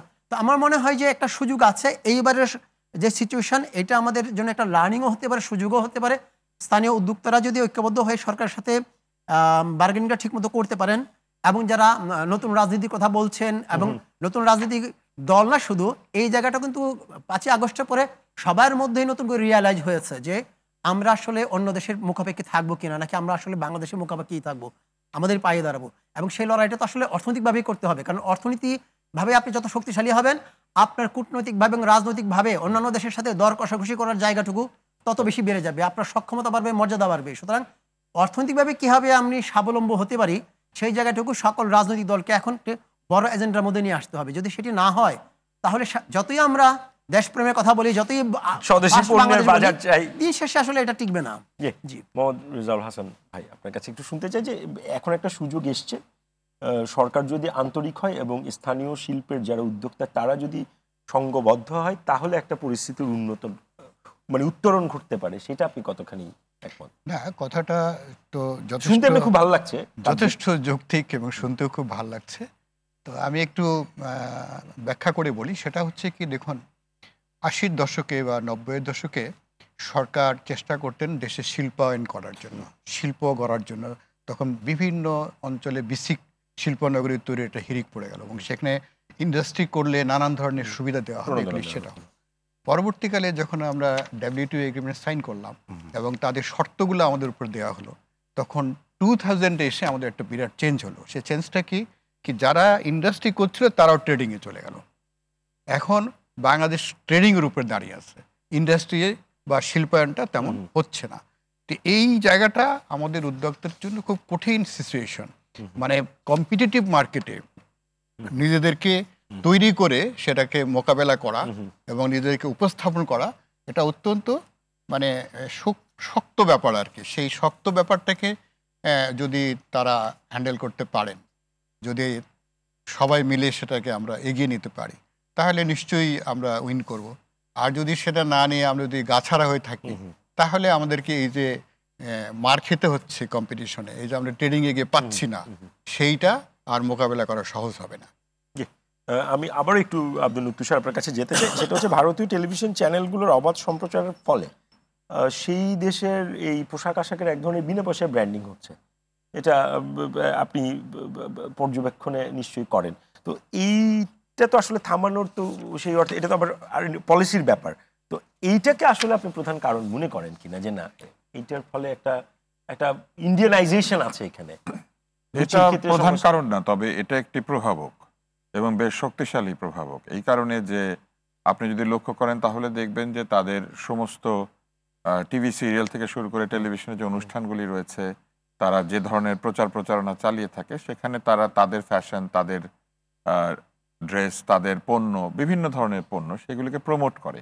এটা তো তাদের জন্য ঠিকই আছে, আমরা কিন্তু তাদেরকে দোষ দিতে পারি না। যে কোনো রাষ্ট্রের তো এটাই করার কথা, কিন্তু আমাদের উল্টো যে প্রবাহটা তৈরি করার কথা সেটা আমরা কখনো তৈরি করার চেষ্টা করি নাই, বা তাদের সঙ্গে যখন দর কষাকষি করেছি, আমাদের পক্ষ থেকে যারা দর কষাকষি করেছেন তারা এই জায়গাতে নীরব থেকেছেন এবং তাদেরকে ছাড় দিয়েছেন।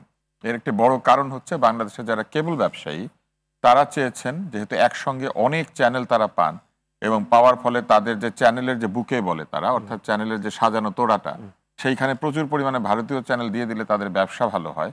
সেই কারণে তারা এই জায়গাতে ভারতীয় পণ্য বিক্রিতে যথেষ্ট Compromise হয়েছে। আগ্রহী ছিলেন। দ্বিতীয় হচ্ছে যে যখন স্যাটেলাইট টেলিভিশন চ্যানেলগুলি সারা পৃথিবীতে বিস্তৃত হয়, আন্তর্জাতিক যে প্রতিষ্ঠানগুলি রয়েছে তারা ভারতে বিনিয়োগ করেছে। ফলে স্টার টিভির যে নেটওয়ার্ক, সনি, স্টার, সনির যে নেটওয়ার্ক, কিংবা জি। অ্যামাজনের যে নেটওয়ার্ক, এমনকি ওটিটি প্ল্যাটফর্মে বিদেশিদের যে বিনিয়োগ, এগুলি সব কিন্তু ঘটেছে ভারতে। ফলে ভারত থেকে একটা আন্তর্জাতিক প্রক্রিয়াও আছে, যে প্রক্রিয়ার মাধ্যমে এই অঞ্চলের সংস্কৃতি রপ্তানির যে বিষয়টা সেটা ভারত থেকে হয়ে থাকে। এই চাপের মুখে কিন্তু শ্রীলঙ্কাও আছে, এই চাপের মুখে কিন্তু অন্যান্য যে প্রতিবেশী দেশগুলি আছে তারাও রয়েছে। না, পাকিস্তান কি আমার জানা মতে, আমি পাকিস্তানের কিন্তু সঙ্গে এই চাপটা পাকিস্তানের সঙ্গে ভারতের রাজনৈতিক এবং সামরিক শত্রুতা আছে। ফলে যেসব দেশের সঙ্গে আপনার সামরিক, রাজনৈতিক, অর্থনৈতিক শত্রুতা থাকে, শত্রু ভাবাপন্ন দেশের মধ্যে তো এটা সহজেই বন্ধ হয় অথবা বন্ধ হয় না। কিন্তু তারপরে আপনি যদি চিন্তা করেন, আপনি যদি পাঞ্জাবে যান, পাকিস্তানের পাঞ্জাবের পোশাক আর ভারতের পাঞ্জাবের পোশাক তো আলাদা না। পাকিস্তানে যে শিখরা থাকেন পাঞ্জাবে আর ভারতে যে শিখরা থাকেন তারা তো আলাদা না।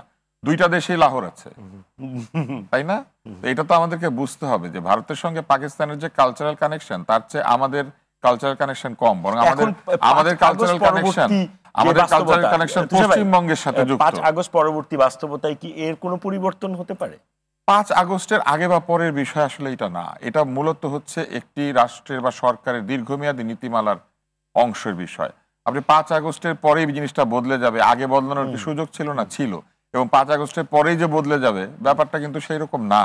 যেমন আমি লক্ষ্য করেছি যে কিছু মানুষ বলেছেন যে পাকিস্তানের সঙ্গে যেন আমাদের কোনো ইম্পোর্ট ছিল না, কিন্তু আমাদের ক্রীড়া সামগ্রীর অধিকাংশ অংশ পাকিস্তান থেকে আসে। আমরা যে ক্রিকেট বল দিয়ে খেলি এটা পাকিস্তান থেকে আসে, আমরা যে চামড়ার বলগুলি ব্যবহার করি ফুটবলের ক্ষেত্রে এটাও পাকিস্তান থেকে আসে, আমাদের যে সার্জিক্যাল ইনস্ট্রুমেন্টস আসে স্টেইনলেস স্টিলের এটা কিন্তু দীর্ঘ সময় ধরে পাকিস্তান থেকে আসে, এটা কিন্তু ভারত রপ্তানি করে না আমাদের এখানে।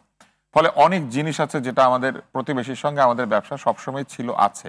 আমাদের একটি দীর্ঘমেয়াদী বাণিজ্যিক এবং শিল্পের পরিকল্পনা প্রয়োজন, এবং যেটা একটার সাথে একটা মিল থাকতে হবে। আমাদের এই ভাই যেমন বললেন যে আমাদের এইখানে শিল্পে বিনিয়োগের চাইতে বাণিজ্য বেশি ইম্পর্টেন্ট হয়েছে, ট্রেড।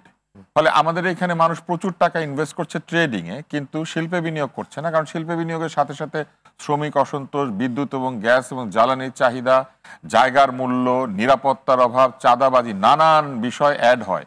কিন্তু আপনি যদি বিদেশ থেকে পণ্য আমদানি করে একটা গোডাউনের মধ্যে রেখে বিক্রি করে দিতে পারেন, তাতে অনেক ঝামেলা মিটিয়ে ফেলা যায়, টাকাকে অনেক দ্রুত রোল করানো যায়, অনেক কিছু এড়িয়ে গিয়ে ব্যবসাটা করা যায় এবং প্রফিট অনেক বেশি নির্ধারণ করা যায়, কেননা আপনাকে রিসার্চ করতে হচ্ছে না, আপনাকে মার্কেট তৈরি করতে হচ্ছে না, আপনি বানানো পণ্য নিয়ে সেখানে বিক্রি করে দিচ্ছেন। আমাদের রমজানে কি হয়?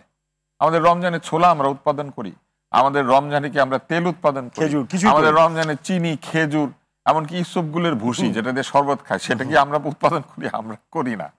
এই যে আমাদের রমজানও আমাদের বিদেশ নির্ভরতা আছে। ফলে আমাদের যে বিদেশ নির্ভরতা এটার পেছনে আমাদের উপরে আমাদের সাংস্কৃতিক প্রভাবের একটা বিষয় আছে, এবং কোনো সময় আমরা যতই বড় বড় কথা বলে থাকি না কেন, আমরা অভিন্ন জাতীয় সংস্কৃতি তৈরি করার ক্ষেত্রে কোনো বিনিয়োগ করি নাই। আমরা একটা অভিন্ন জাতীয় সংস্কৃতি, যে আমরা অধিকাংশ লোক একই ধরনের পোশাক পরবো, আমরা অধিকাংশ ধরনের লোক একই ধরনের খাবার খাবো। আপনি লক্ষ্য করলে দেখবেন যে এত কোটি লোক একসাথে একই সময় ছোলা খায়, এইটা কিন্তু খুব কম দেশে আছে। আরবের লোকজন তো ছোলা দিয়ে ইফতার করে না, কিন্তু আমরা ছোলা দিয়ে ইফতার করি। এবং এই পরিমাণ যে ছোলার চাহিদা তৈরি হয়, রাষ্ট্র হিমশিম খেয়ে যায় ছোলার চাহিদা মেটাতে হবে। যেই মুহূর্তে ঈদ চলে যায় সাথে সাথে ছোলার ব্যবহার নাই, ছোলা আর পাওয়া যায় না, মানে ছোলার দরকার নেই আপনার ঘরে। তো এরকম হচ্ছে খেজুর, যে পরিমাণ লোক একসাথে খেজুর খায় সেটা কিন্তু রমজান চলে গেলেই চলে যায়। আমাদের এই শরবত খেতেই হবে, এবং সেটা চিনির শরবত হইতে হবে। তো এই যে আমাদের কিছু কালচারাল প্রভাব আছে আমাদের উপরে, এই কালচারাল প্রভাবটা অনেক হাইব্রিড প্রভাব। আমাদের এখানে মধ্যপ্রাচ্যের প্রভাব আছে, আমাদের এখানে ভারতের প্রভাব আছে, আমাদের এখানে আমাদের নিজস্ব সংস্কৃতির একটা প্রভাব আছে, এখন পশ্চিমা সংস্কৃতির একটা বিরাট প্রভাব তৈরি হয়েছে। যে ছেলেটা মেয়েটাকে আপনি ইংরেজি স্কুলে পড়তে পাঠাচ্ছেন, যে ইংরেজি সিরিয়াল দেখছে, আপনি দেখবেন যে বাংলাদেশে কে পপ, কোরিয়ান কোরিয়ান গান এবং কোরিয়ান সংস্কৃতি বেশ জনপ্রিয় হয়ে উঠেছে। অনেক ছেলে মেয়ে কোরিয়ান ভাষা জানে, যেটা আমরা লক্ষ্যই করছি না। এটা কেন হয়েছে?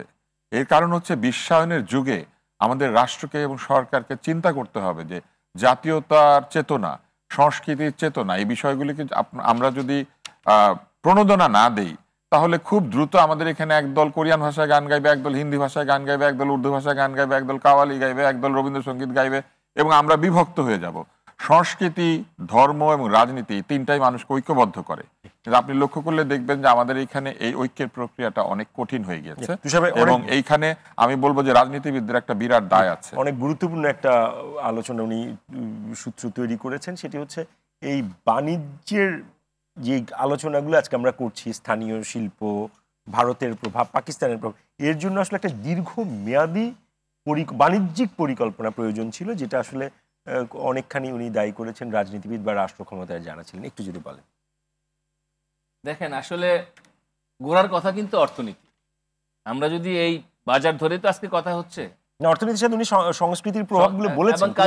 আমি ওই পার্টে যাচ্ছি না, কারণ এটা ইতিমধ্যে আলোচিত হয়েছে। আমি বলতে চাচ্ছি যে ইকোনমিক্সের একটা বেসিক জায়গা হলো আপনার ইন্টারন্যাশনাল অব্লিগেশন। আমরা তো এখানে WTO বা গ্যাট চুক্তির কথা জানি। এই গ্যাট চুক্তির মধ্যেই কিন্তু আপনার ন্যাশনাল ট্রিটমেন্টের একটা ক্লজ আছে, অর্থাৎ আপনি আপনার দেশের শিল্পকে রক্ষা করার জন্য আপনি ওই চুক্তির মধ্যে থেকেও কতটা ব্যালেন্স মেনটেন করতে পারবেন, তার জন্য আপনাকে এক ধরনের প্রোটেকশন মেজার দেয় article 16 and article 17 of GATT agreement. তো এখন এই আর্টিকেলগুলো তো আমরা এটা অ্যাপ্লাই করি না। মানে আমি আগেই বলেছি যে এটা কপিক্যাট। আপনি বিদেশে সেমিনার করতে যান, ওখানে পেপার ধরায় দে, আমলারা বসে এসে সেটার কতটা রিসার্চ করবে, সেটাকে কতটা আমার বাংলাদেশপন্থী হবে, ওই প্রচেষ্টাটা দেখা যায় না। কারণ এই যে কপি করার যে, ইভেন ইউনিভার্সিটিতে আপনি টিচার, আপনি জানেন যে এই কপি করার যে বিপদ, এটা খুব সমস্যা। তো সেই জায়গায় আমাদের পলিটিক্স কখনোই ওইভাবে ইকোনমিক্সকে ফোকাস করে নাই, কারণ এই দেশে পলিটিক্সটা হয়েছে ইকোনমিক্সকে লুটপাট করার অর্থনীতি। আমরা বছরের পর বছর, যুগের পর যুগ ধরে জাতীয় অর্থনীতিতে লুণ্ঠন প্রক্রিয়া দেখেছি। কালচারটাও লুণ্ঠন হয়ে গিয়েছে, আমাদের যে নিজস্ব সংস্কৃতি সেটাও লুণ্ঠিত।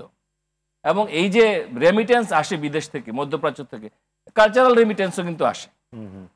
এখন এই কালচারাল রেমিটেন্সকে আপনি এইটার ব্যালেন্সটা মেনটেন করবেন কিভাবে? আজকের দুনিয়ায় বিশ্বায়নের যুগে বলা হয়ে থাকে এটা একটা ইউনিটি ইন ডাইভার্সিটি। আপনার ডাইভার্সিটি থাকবে, কিন্তু আপনার এই ডাইভার্সিটির মধ্যেও আপনার ঐক্যের সুরটা কোথায়, এটা ইকোনমিক্স দিয়েই কিন্তু ঠিক করতে হবে। সেই জায়গায় আমরা দেখি যে ডলারের যে ক্রাইসিস, এটা কিন্তু very much connected with our garment industry. 86 টাকার ডলার এখন কত টাকা আমরা সবাই জানি, 22 টাকা। এবং পাশের দেশে যান, তাদের দেশে কিন্তু ডলার মূল্যের এইরকম ব্যবধান। কিন্তু এখনো আপনি যদি 5 বছর আগে ভারতে বা পাকিস্তানে গিয়ে থাকেন, এখনো যদি পাকিস্তানে বা ভারতে গিয়ে এক্সচেঞ্জ করেন, আপনি দেখবেন যে আমাদের সাথে মেলবে না। এবং একই সঙ্গে আমরা দেখি যে আমাদের একটা বিরাট রিসোর্স ছিল হলো গ্যাস, এটাকে আমরা লুটপাট হইতে দিলাম। আমাদের কুইক রেন্টালের গল্প সবাই জানে, বিদ্যুতের দাম যে জায়গায় গিয়েছে, ফ্যাক্টরি রান করা যাচ্ছে না। তারপরেও আমি বলবো যে আমাদের দেশের দেশীয় বাজারে, আমার কাছে যতটুকু ডাটা আছে, আমি এই ডাটা অনুযায়ী দেখলাম যে 2000 সাল থেকে শুরু করে 2018 পর্যন্ত 5 গুণ বেড়েছে আমাদের দেশীয় ফ্যাশন হাউস। এবং যেটা মহিউদ্দিন রুবেল বলেছেন 5 টাইমস, কিন্তু এটা বিগ ম্যাটার।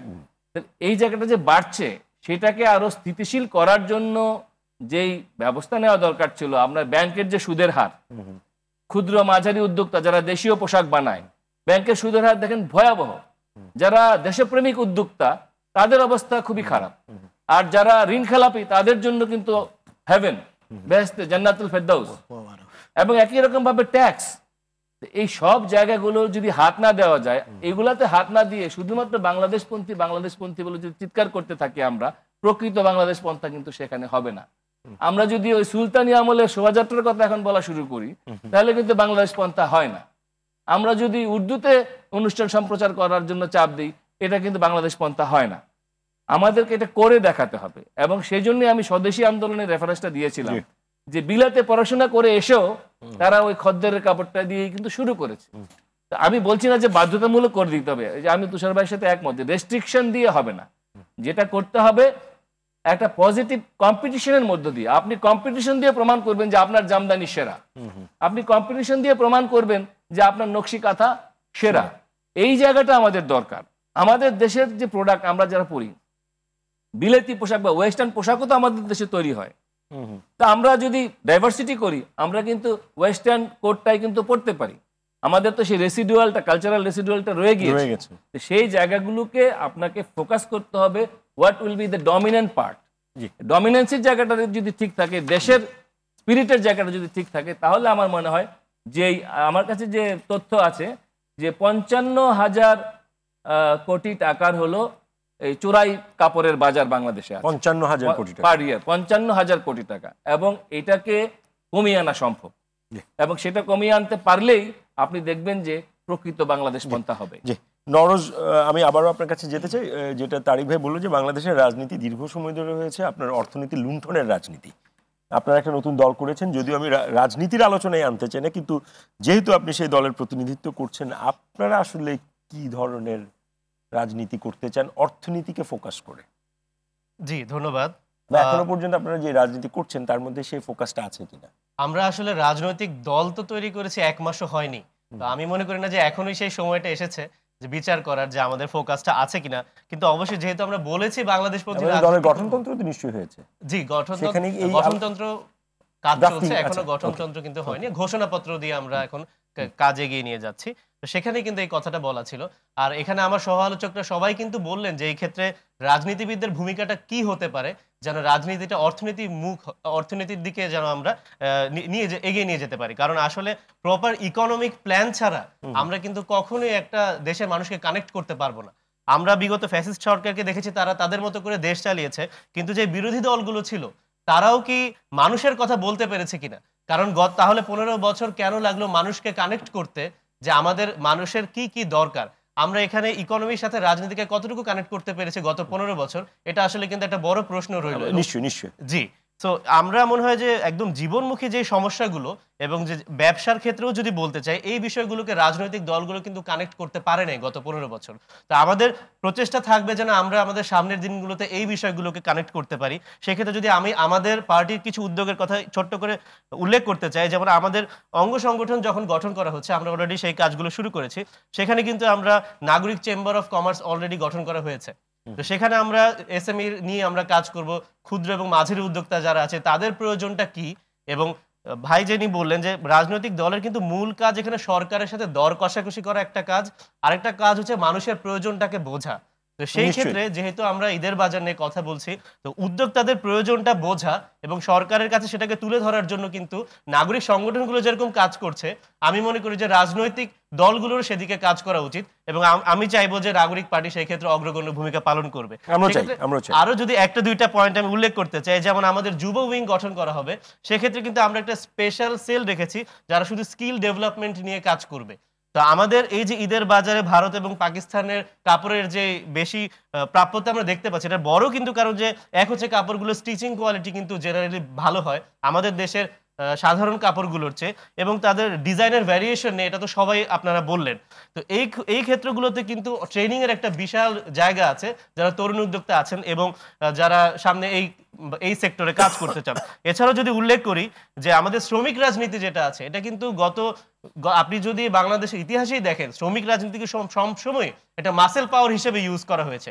শ্রমিক রাজনীতি কতটুকু শ্রমিকের বেনিফিটের জন্য করা হয়েছে সেটা কিন্তু আপনারা সবাই আমি মনে করি একমত হবেন যে জি, শ্রমিকের বেনিফিটের জন্য কিন্তু করা হয়নি। সেই ক্ষেত্রে যদি আমরা শ্রমিকদেরকে কিভাবে আরো প্রশিক্ষণ মুখী করে এবং দেশের কাজে লাগানো যায়, দেশের ইকোনমির কাজে লাগানো যায়, এবং রাজনৈতিক দলগুলো যেন শ্রমিকের প্রশিক্ষণের কথা বলে, সেই ক্ষেত্রে আমি আলোকপাত করতে চাই। অনেক সুন্দর বলেছেন। আমি একটু মহিউদ্দিন রুবেল আপনার কাছে যেতে চাই। সেটা হচ্ছে এই রফতানিমুখী খাতগুলো যে পরিমাণ রাষ্ট্রীয় প্যাট্রন হয়, লোকালি আপনি মার্কেট অপারেট করতে চাইলে সেটা হয় না। এটা কি মনে হয় এই স্টেটমেন্টটা ঠিক কিনা? কিছুটা আমার মনে হয় হ্যাঁ। কারণ কি দেখেন, রপ্তানিমুখী খাতগুলো তো আসলে একটা স্ট্রাকচারের উপরে অলরেডি দাঁড়িয়ে আছে। ডেফিনেটলি প্রায়োরিটি লিস্টের ক্ষেত্রে সরকার এই যে ডলার থেকে শুরু করে সবকিছু তো আসলে অনেক, শুধু ফর এক্সাম্পল আপনি যদি শুধু গার্মেন্টস ইন্ডাস্ট্রির কথা বলেন, গার্মেন্টস ইন্ডাস্ট্রি মানে কিন্তু শুধুই গার্মেন্টস না, এটার সাথে ব্যাংক থেকে শুরু করে আমাদের আসলে আরো অনেক সাপ্লাই চেইনের একটা বিশাল নেটওয়ার্ক, লজিস্টিক্স, এবং শুধুমাত্র ওই 50 লক্ষ শ্রমিক না। ডেফিনেটলি সো অবভিয়াসলি একটা প্রায়োরিটি লিস্টে এটা থাকতে পারে বা থাকে বলে আমার মনে হয়। তবে হ্যাঁ, মানে এইটা প্রায়োরিটি যদি পায়, সেই ক্ষেত্রে অন্যগুলোকে প্রায়োরিটি দেওয়া যাবে না বা কম দিতে হবে, আমি সেটার সাথে মোটেই একমত না। আমি মনে করি সেগুলোকেও সমানভাবে আপনাকে পরিচর্যা করতে হবে। দেখেন আপনি যদি খেয়াল করেন যে আমরা অতিমাত্রায় গার্মেন্টস নির্ভর কিন্তু হয়ে গেছে। আমাদের দেশটার 85% মতো এক্সপোর্ট আর্নিং হচ্ছে গার্মেন্টস থেকে। একদিকে এটা অনেক প্রাউডের মতো ব্যাপার, বাট আরেকদিকে কিন্তু অনেক শঙ্কার ব্যাপার। এই যে এলডিসি গ্র্যাজুয়েশন আমরা কথা বলছি, আমরা আমরা আমি আমরা অনেক আলোচনা সমালোচনার পরে কিন্তু ফাইনালি রাষ্ট্রীয়ভাবে একটা দিক নির্দেশনা এসছে যে আমরা এলডিসি গ্র্যাজুয়েশনে যাচ্ছি। It will not be very easy for sure, at least গার্মেন্টসের ক্ষেত্রে হবে না, আমি এটা বলতেই পারি। তার মানে কি আমরা যাবো না? আমাদের যেতে তো হবেই, এবং আমরা সেই যাওয়ার প্রস্তুতি কিন্তু নিয়েও ছিলাম, অলরেডি নিয়েও ছিলাম, হয়তো আবার এসে আমরা পুনর্বিবেচনা করছিলাম।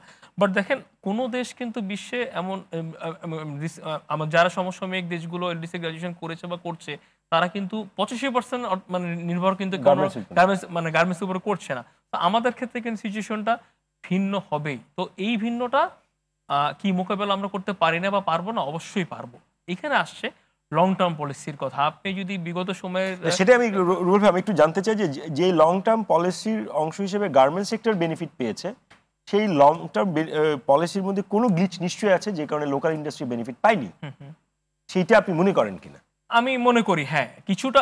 প্রথম কথা হচ্ছে লং টার্ম পলিসি আসলে আমি এখনো মনে করি এজ এ ব্যবসায়ী যে আমাদের স্ট্রং লং টার্ম পলিসি থাকা উচিত। ইভেন গতকালকে একটা শোতে আমি বারবার এই কথা বলেছি যে আমাদের ব্যবসায়ীদের জন্য যদি আক্ষেপ বা প্রয়োজনীয়তা মনে করি, এটা সবচেয়ে বেশি ইম্পর্টেন্ট যে একটি লং টার্ম পলিসি রোডম্যাপ দিয়ে এই বিশেষ করে এই বর্তমান যে অ্যাডমিনিস্ট্রেশন আছে, সরকার আছে, তারা তো নির্দলীয় একটা সরকার, সো অবভিয়াসলি তারা কিন্তু এই ধরনের একটা স্ট্রাকচার করে যেতে, যেটা কিনা পরবর্তী যারা আসবে তারা ফলো করবে। আমাদের কোনো পলিসি কিন্তু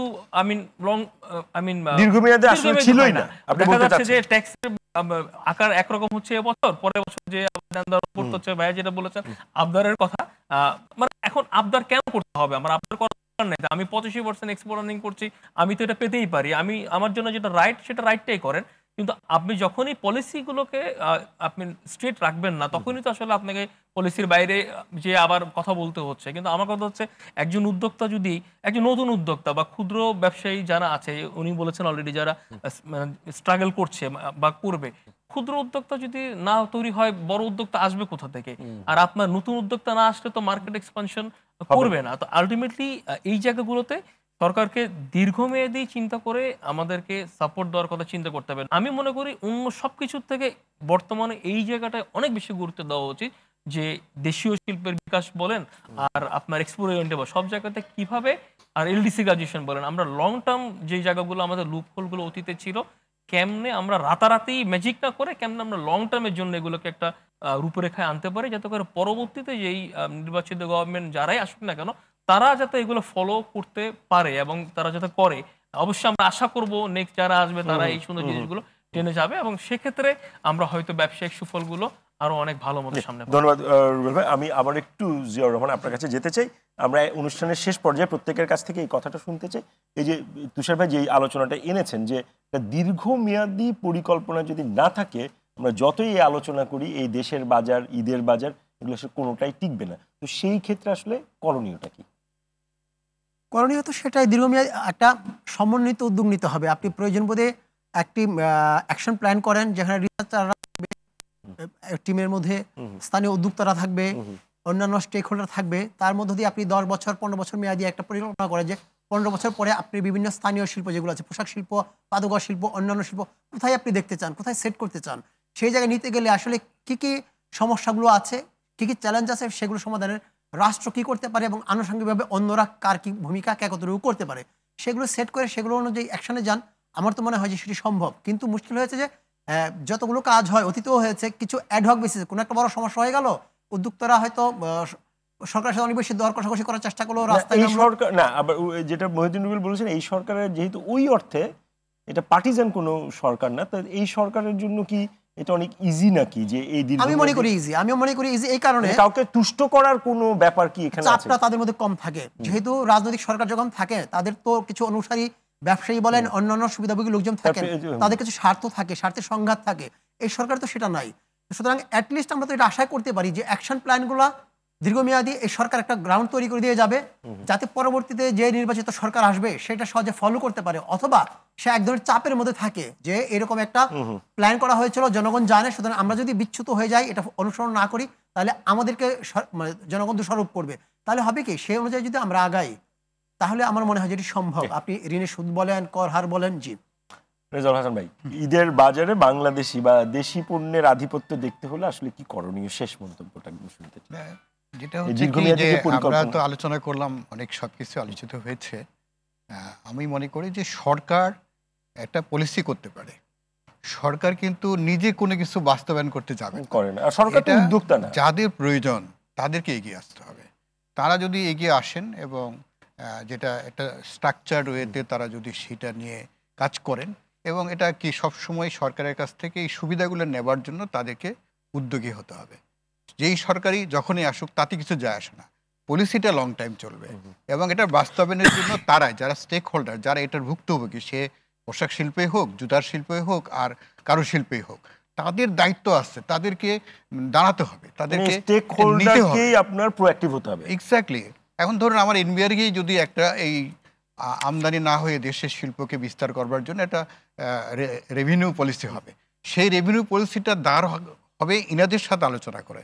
আলোচনা করার পর যে দাঁড় হলো, এটা যাতে কন্টিনিউ করে, এটা মাঝখানে ভেঙে না পড়ে, আবার এখান থেকে সরিয়ে না যায়, এটাকে টেকসই হতে হবে। হ্যাঁ, আমার লং টার্ম অবজারভেশন আছে, আমি ওই টার্গেটে যাব, সেই টার্গেট আমাকে নিতে হবে। তাহলে সেটার ধারক বাহক হতে হবে স্টেক হোল্ডারকে, যিনি উদ্যোক্তা তাকে। আর সামাজিকভাবে মানুষ সকলকে এর সাথে সম্পৃক্ত করতে হবে যে আমরা দেশীয় পণ্যের ব্যবহার বৃদ্ধি করতে চাই।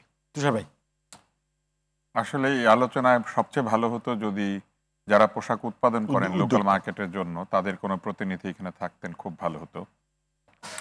এই পরিস্থিতি থেকে উন্নয়নের জন্য প্রথম দরকার হচ্ছে মধ্যমেয়াদী এবং দীর্ঘমেয়াদী পরিকল্পনা। আমরা অবশ্য আমন্ত্রণ জানিয়েছিলাম, দ্বিতীয় হচ্ছে অর্থায়ন। আমরা আসলে দ্বিতীয় হচ্ছে অর্থায়ন। আমরা অর্থায়নের ক্ষেত্রে আমরা লক্ষ্য করেছি যে আমাদের ব্যাংক বা অন্যান্য প্রতিষ্ঠানগুলো এই ধরনের ক্ষুদ্র শিল্পকে, যদিও অনেক প্রকল্প রয়েছে, এসএমই লোন দেওয়ার কথা রয়েছে, নানান ধরনের বিষয়াবলী রয়েছে, কিন্তু কার্যক্ষেত্রে তারা এই ধরনের ক্ষুদ্র প্রতিষ্ঠানগুলিকে যে ধরনের কোল্যাটারাল চেয়ে বসে বা যে ধরনের মর্টগেজ অ্যামাউন্ট বলে বা যে ধরনের সুবিধাদি দিয়ে থাকে, তার চেয়ে বাজার থেকে ঋণ নেওয়া অনেক সহজ হয়ে যায় ব্যাংক থেকে ঋণ নেওয়ার পরিবর্তে। যে ক্ষুদ্র ব্যবসা করছে তার যদি বিরাট জমি থাকবে গুলশান বা বনানীতে, সে ক্ষুদ্র ব্যবসা করবে কেন, তাই না? তার জমি নাই বলেই তো সে ক্ষুদ্র ব্যবসা করে, তার মর্টগেজ দেওয়ার ক্ষমতা নাই বলেই তো সে ক্ষুদ্র ব্যবসা করে। ফলে এই জায়গাগুলি আমার মনে হয় যে উদারীকরণ করতে হবে। তৃতীয় হচ্ছে, আপনি দেখবেন যে সারা পৃথিবীতে ফ্যাশন ইন্ডাস্ট্রিতে একটা বড় ভূমিকা রাখে ডিজাইনাররা, ক্রিয়েটিভ মানুষেরা। নিউ ইয়র্কে ফ্যাশন উইক হয়, প্যারিসে ফ্যাশন উইক হয়। শীত আসার আগেই আমরা জানি যে আগামীতে ইউরোপের লোকজন কি ধরনের পোশাক পরতে যাচ্ছে, এবং অর্ডারগুলি যে আমাদের দেশে আসে, বিদেশি অর্ডারগুলি, এগুলা কিন্তু আগামী বছরের অর্ডার এখন আসে, আগামী শীতের অর্ডার এখন করছেন তারা। তারা জানেন যে আগামী শীতে নিউ ইয়র্কে কিংবা প্যারিসে কিংবা আমস্টারডামে কোন পোশাকটা বিক্রি হবে। আমাদের দেশে কি আমরা জানি যে আগামী ঈদের ফ্যাশন কি, আগামী কোরবানির ঈদের লোকজন কি পরবে? আপনি দেখবেন যে আমাদের এইভাবে বলা উচিত না। আপনি দেখবেন যে এত বছর ধরে আমরা গরু কোরবানি দিই, গরুর মালার ডিজাইন পর্যন্ত বদল হয় না, একই ডিজাইন আমরা গরুর মালা বানাই। তো এই জায়গাতে আমার মনে হয় ক্রিয়েটিভ ইম্পেটাস দেওয়ার জন্য আমাদের অনেক একটা বড় চেষ্টা থাকা উচিত। ক্ষুদ্র ক্ষুদ্র ব্যবসায়ীরা যে জায়গাতে ইনভেস্ট করতে পারেন না, তারা রিসার্চ অ্যান্ড ডেভেলপমেন্টে ইনভেস্ট করতে পারেন না। যদি এমন হতো যে ডিজাইনারদের একটা প্রতিষ্ঠান আছে যারা এই পোশাকের ডিজাইন বিক্রি করে, শুধু আর কিছু করে না, 100 বা 200 জন ডিজাইনার আছেন যারা স্বল্প মূল্যে ডিজাইনগুলি দিচ্ছেন লোকজনকে, সেই ডিজাইনের উপর কাপড় তৈরি হচ্ছে। প্রশিক্ষণের কথা যেটা আমি শুরুতেই বলেছিলাম, প্রশিক্ষণ খুবই জরুরি। আমাদেরকে হাতের কাজ, পোশাক তৈরি করার ক্ষেত্রে যে সূক্ষ্ম কাজগুলি রয়েছে, বিশেষ করে ট্র্যাডিশনাল পোশাক, এই হাতের কাজের ট্রেনিং, এই জিনিসগুলি এবং যন্ত্রপাতির সহজলভ্যতা নিশ্চিত করতে হবে। আপনি দেখবেন যে আমাদের এইখানে আপনি পোশাকের কারখানা দিবেন, প্রচুর লোকাল গার্মেন্টসের কারখানা আছে, রায়ের বাজার, হাজারীবাগ, মোহাম্মদপুরে প্রচুর লোকাল কারখানা আছে। এরা মেশিন কোত্থেকে কিনে, এরা অ্যাক্সেসরি কোত্থেকে কিনে, এই মেশিনগুলি তারা কি ধরনের দামে কিনে থাকে বা কিভাবে তারা এগুলো ইম্পোর্ট করে, এই জায়গাগুলি কিন্তু খুব ইম্পর্টেন্ট। আপনার 10টা মেশিনের একটা ফ্যাক্টরি, সেইটার যখন কোনো অসুবিধা হয় সেইটার মেইনটেনেন্সের জন্য সে তো একটা টেকনিশিয়ান রাখতে পারে না। গার্মেন্টসে কিন্তু আমরা টেকনিশিয়ান রাখি, আমরা সেটাকে ঠিক করতে পারি। ফলে এই যে মেরামত, যে একটা ব্যাকগ্রাউন্ড সাপোর্টের জন্য যে ইন্ডাস্ট্রি, বা আপনি দেখবেন যে এই জিনিসগুলো নাই। সমস্ত সেলাই মেশিন কোথায় রিপেয়ার হয় জানেন? জেনেভা ক্যাম্পে, এই মোহাম্মদপুরের ক্যাম্পে, সেখানে সেলাই মেশিন রিপেয়ার করার লোকজন আছে, তারা সেটা রিপেয়ার করে। ঢাকা শহরে সেলাই মেশিন কোথায় কোথায় রিপেয়ার আপনি জানতে পারবেন না। উর্দু রোডের ঢালে এক ধরনের কাপড় বিক্রি হয়, যে কাপড়গুলি আসলে বিদেশি লেবেল লাগানো থাকে, কিন্তু এই শার্টগুলি বহু বছর ধরে বিক্রি হচ্ছে, এগুলো কিন্তু লোকাল প্রোডাক্ট। তো এরকম অনেক জায়গা আছে যেখানে আমরা ইনভেস্ট করতে পারতাম। আমার মনে হয় যে সরকারের কাছে, আমাদের যত সরকার এসেছে, দাবি জানাতে গেলে তারা দাবি অনুযায়ী কিছু সাপ্লাই দেন, তাদের প্রোঅ্যাক্টিভ কোনো প্রক্রিয়া আমরা দেখি নাই। সরকারকে প্রোঅ্যাক্টিভ হয়ে চিন্তা করতে হবে যে আমি কোথায় কোথায় প্রণোদনা দিলে পরে আমার দেশের বিনিয়োগ বাড়বে, কর্মসংস্থান বাড়বে, রপ্তানি বাড়বে, আমদানি কমবে, এবং এক ধরনের এই WTO বলেন, গ্যাট বলেন, এইসবের ভেতরে যে আমরা প্রবেশ করছি, সেখানে আমরা ম্যাক্সিমাম বেনিফিট কিভাবে নিতে পারবো। এটা কিন্তু খুব সহজ ব্যাপার না, এটা একটা কম্প্রিহেন্সিভ এফর্ট, একটা লম্বা আসলে এর জন্য আসলে পরিকল্পনা।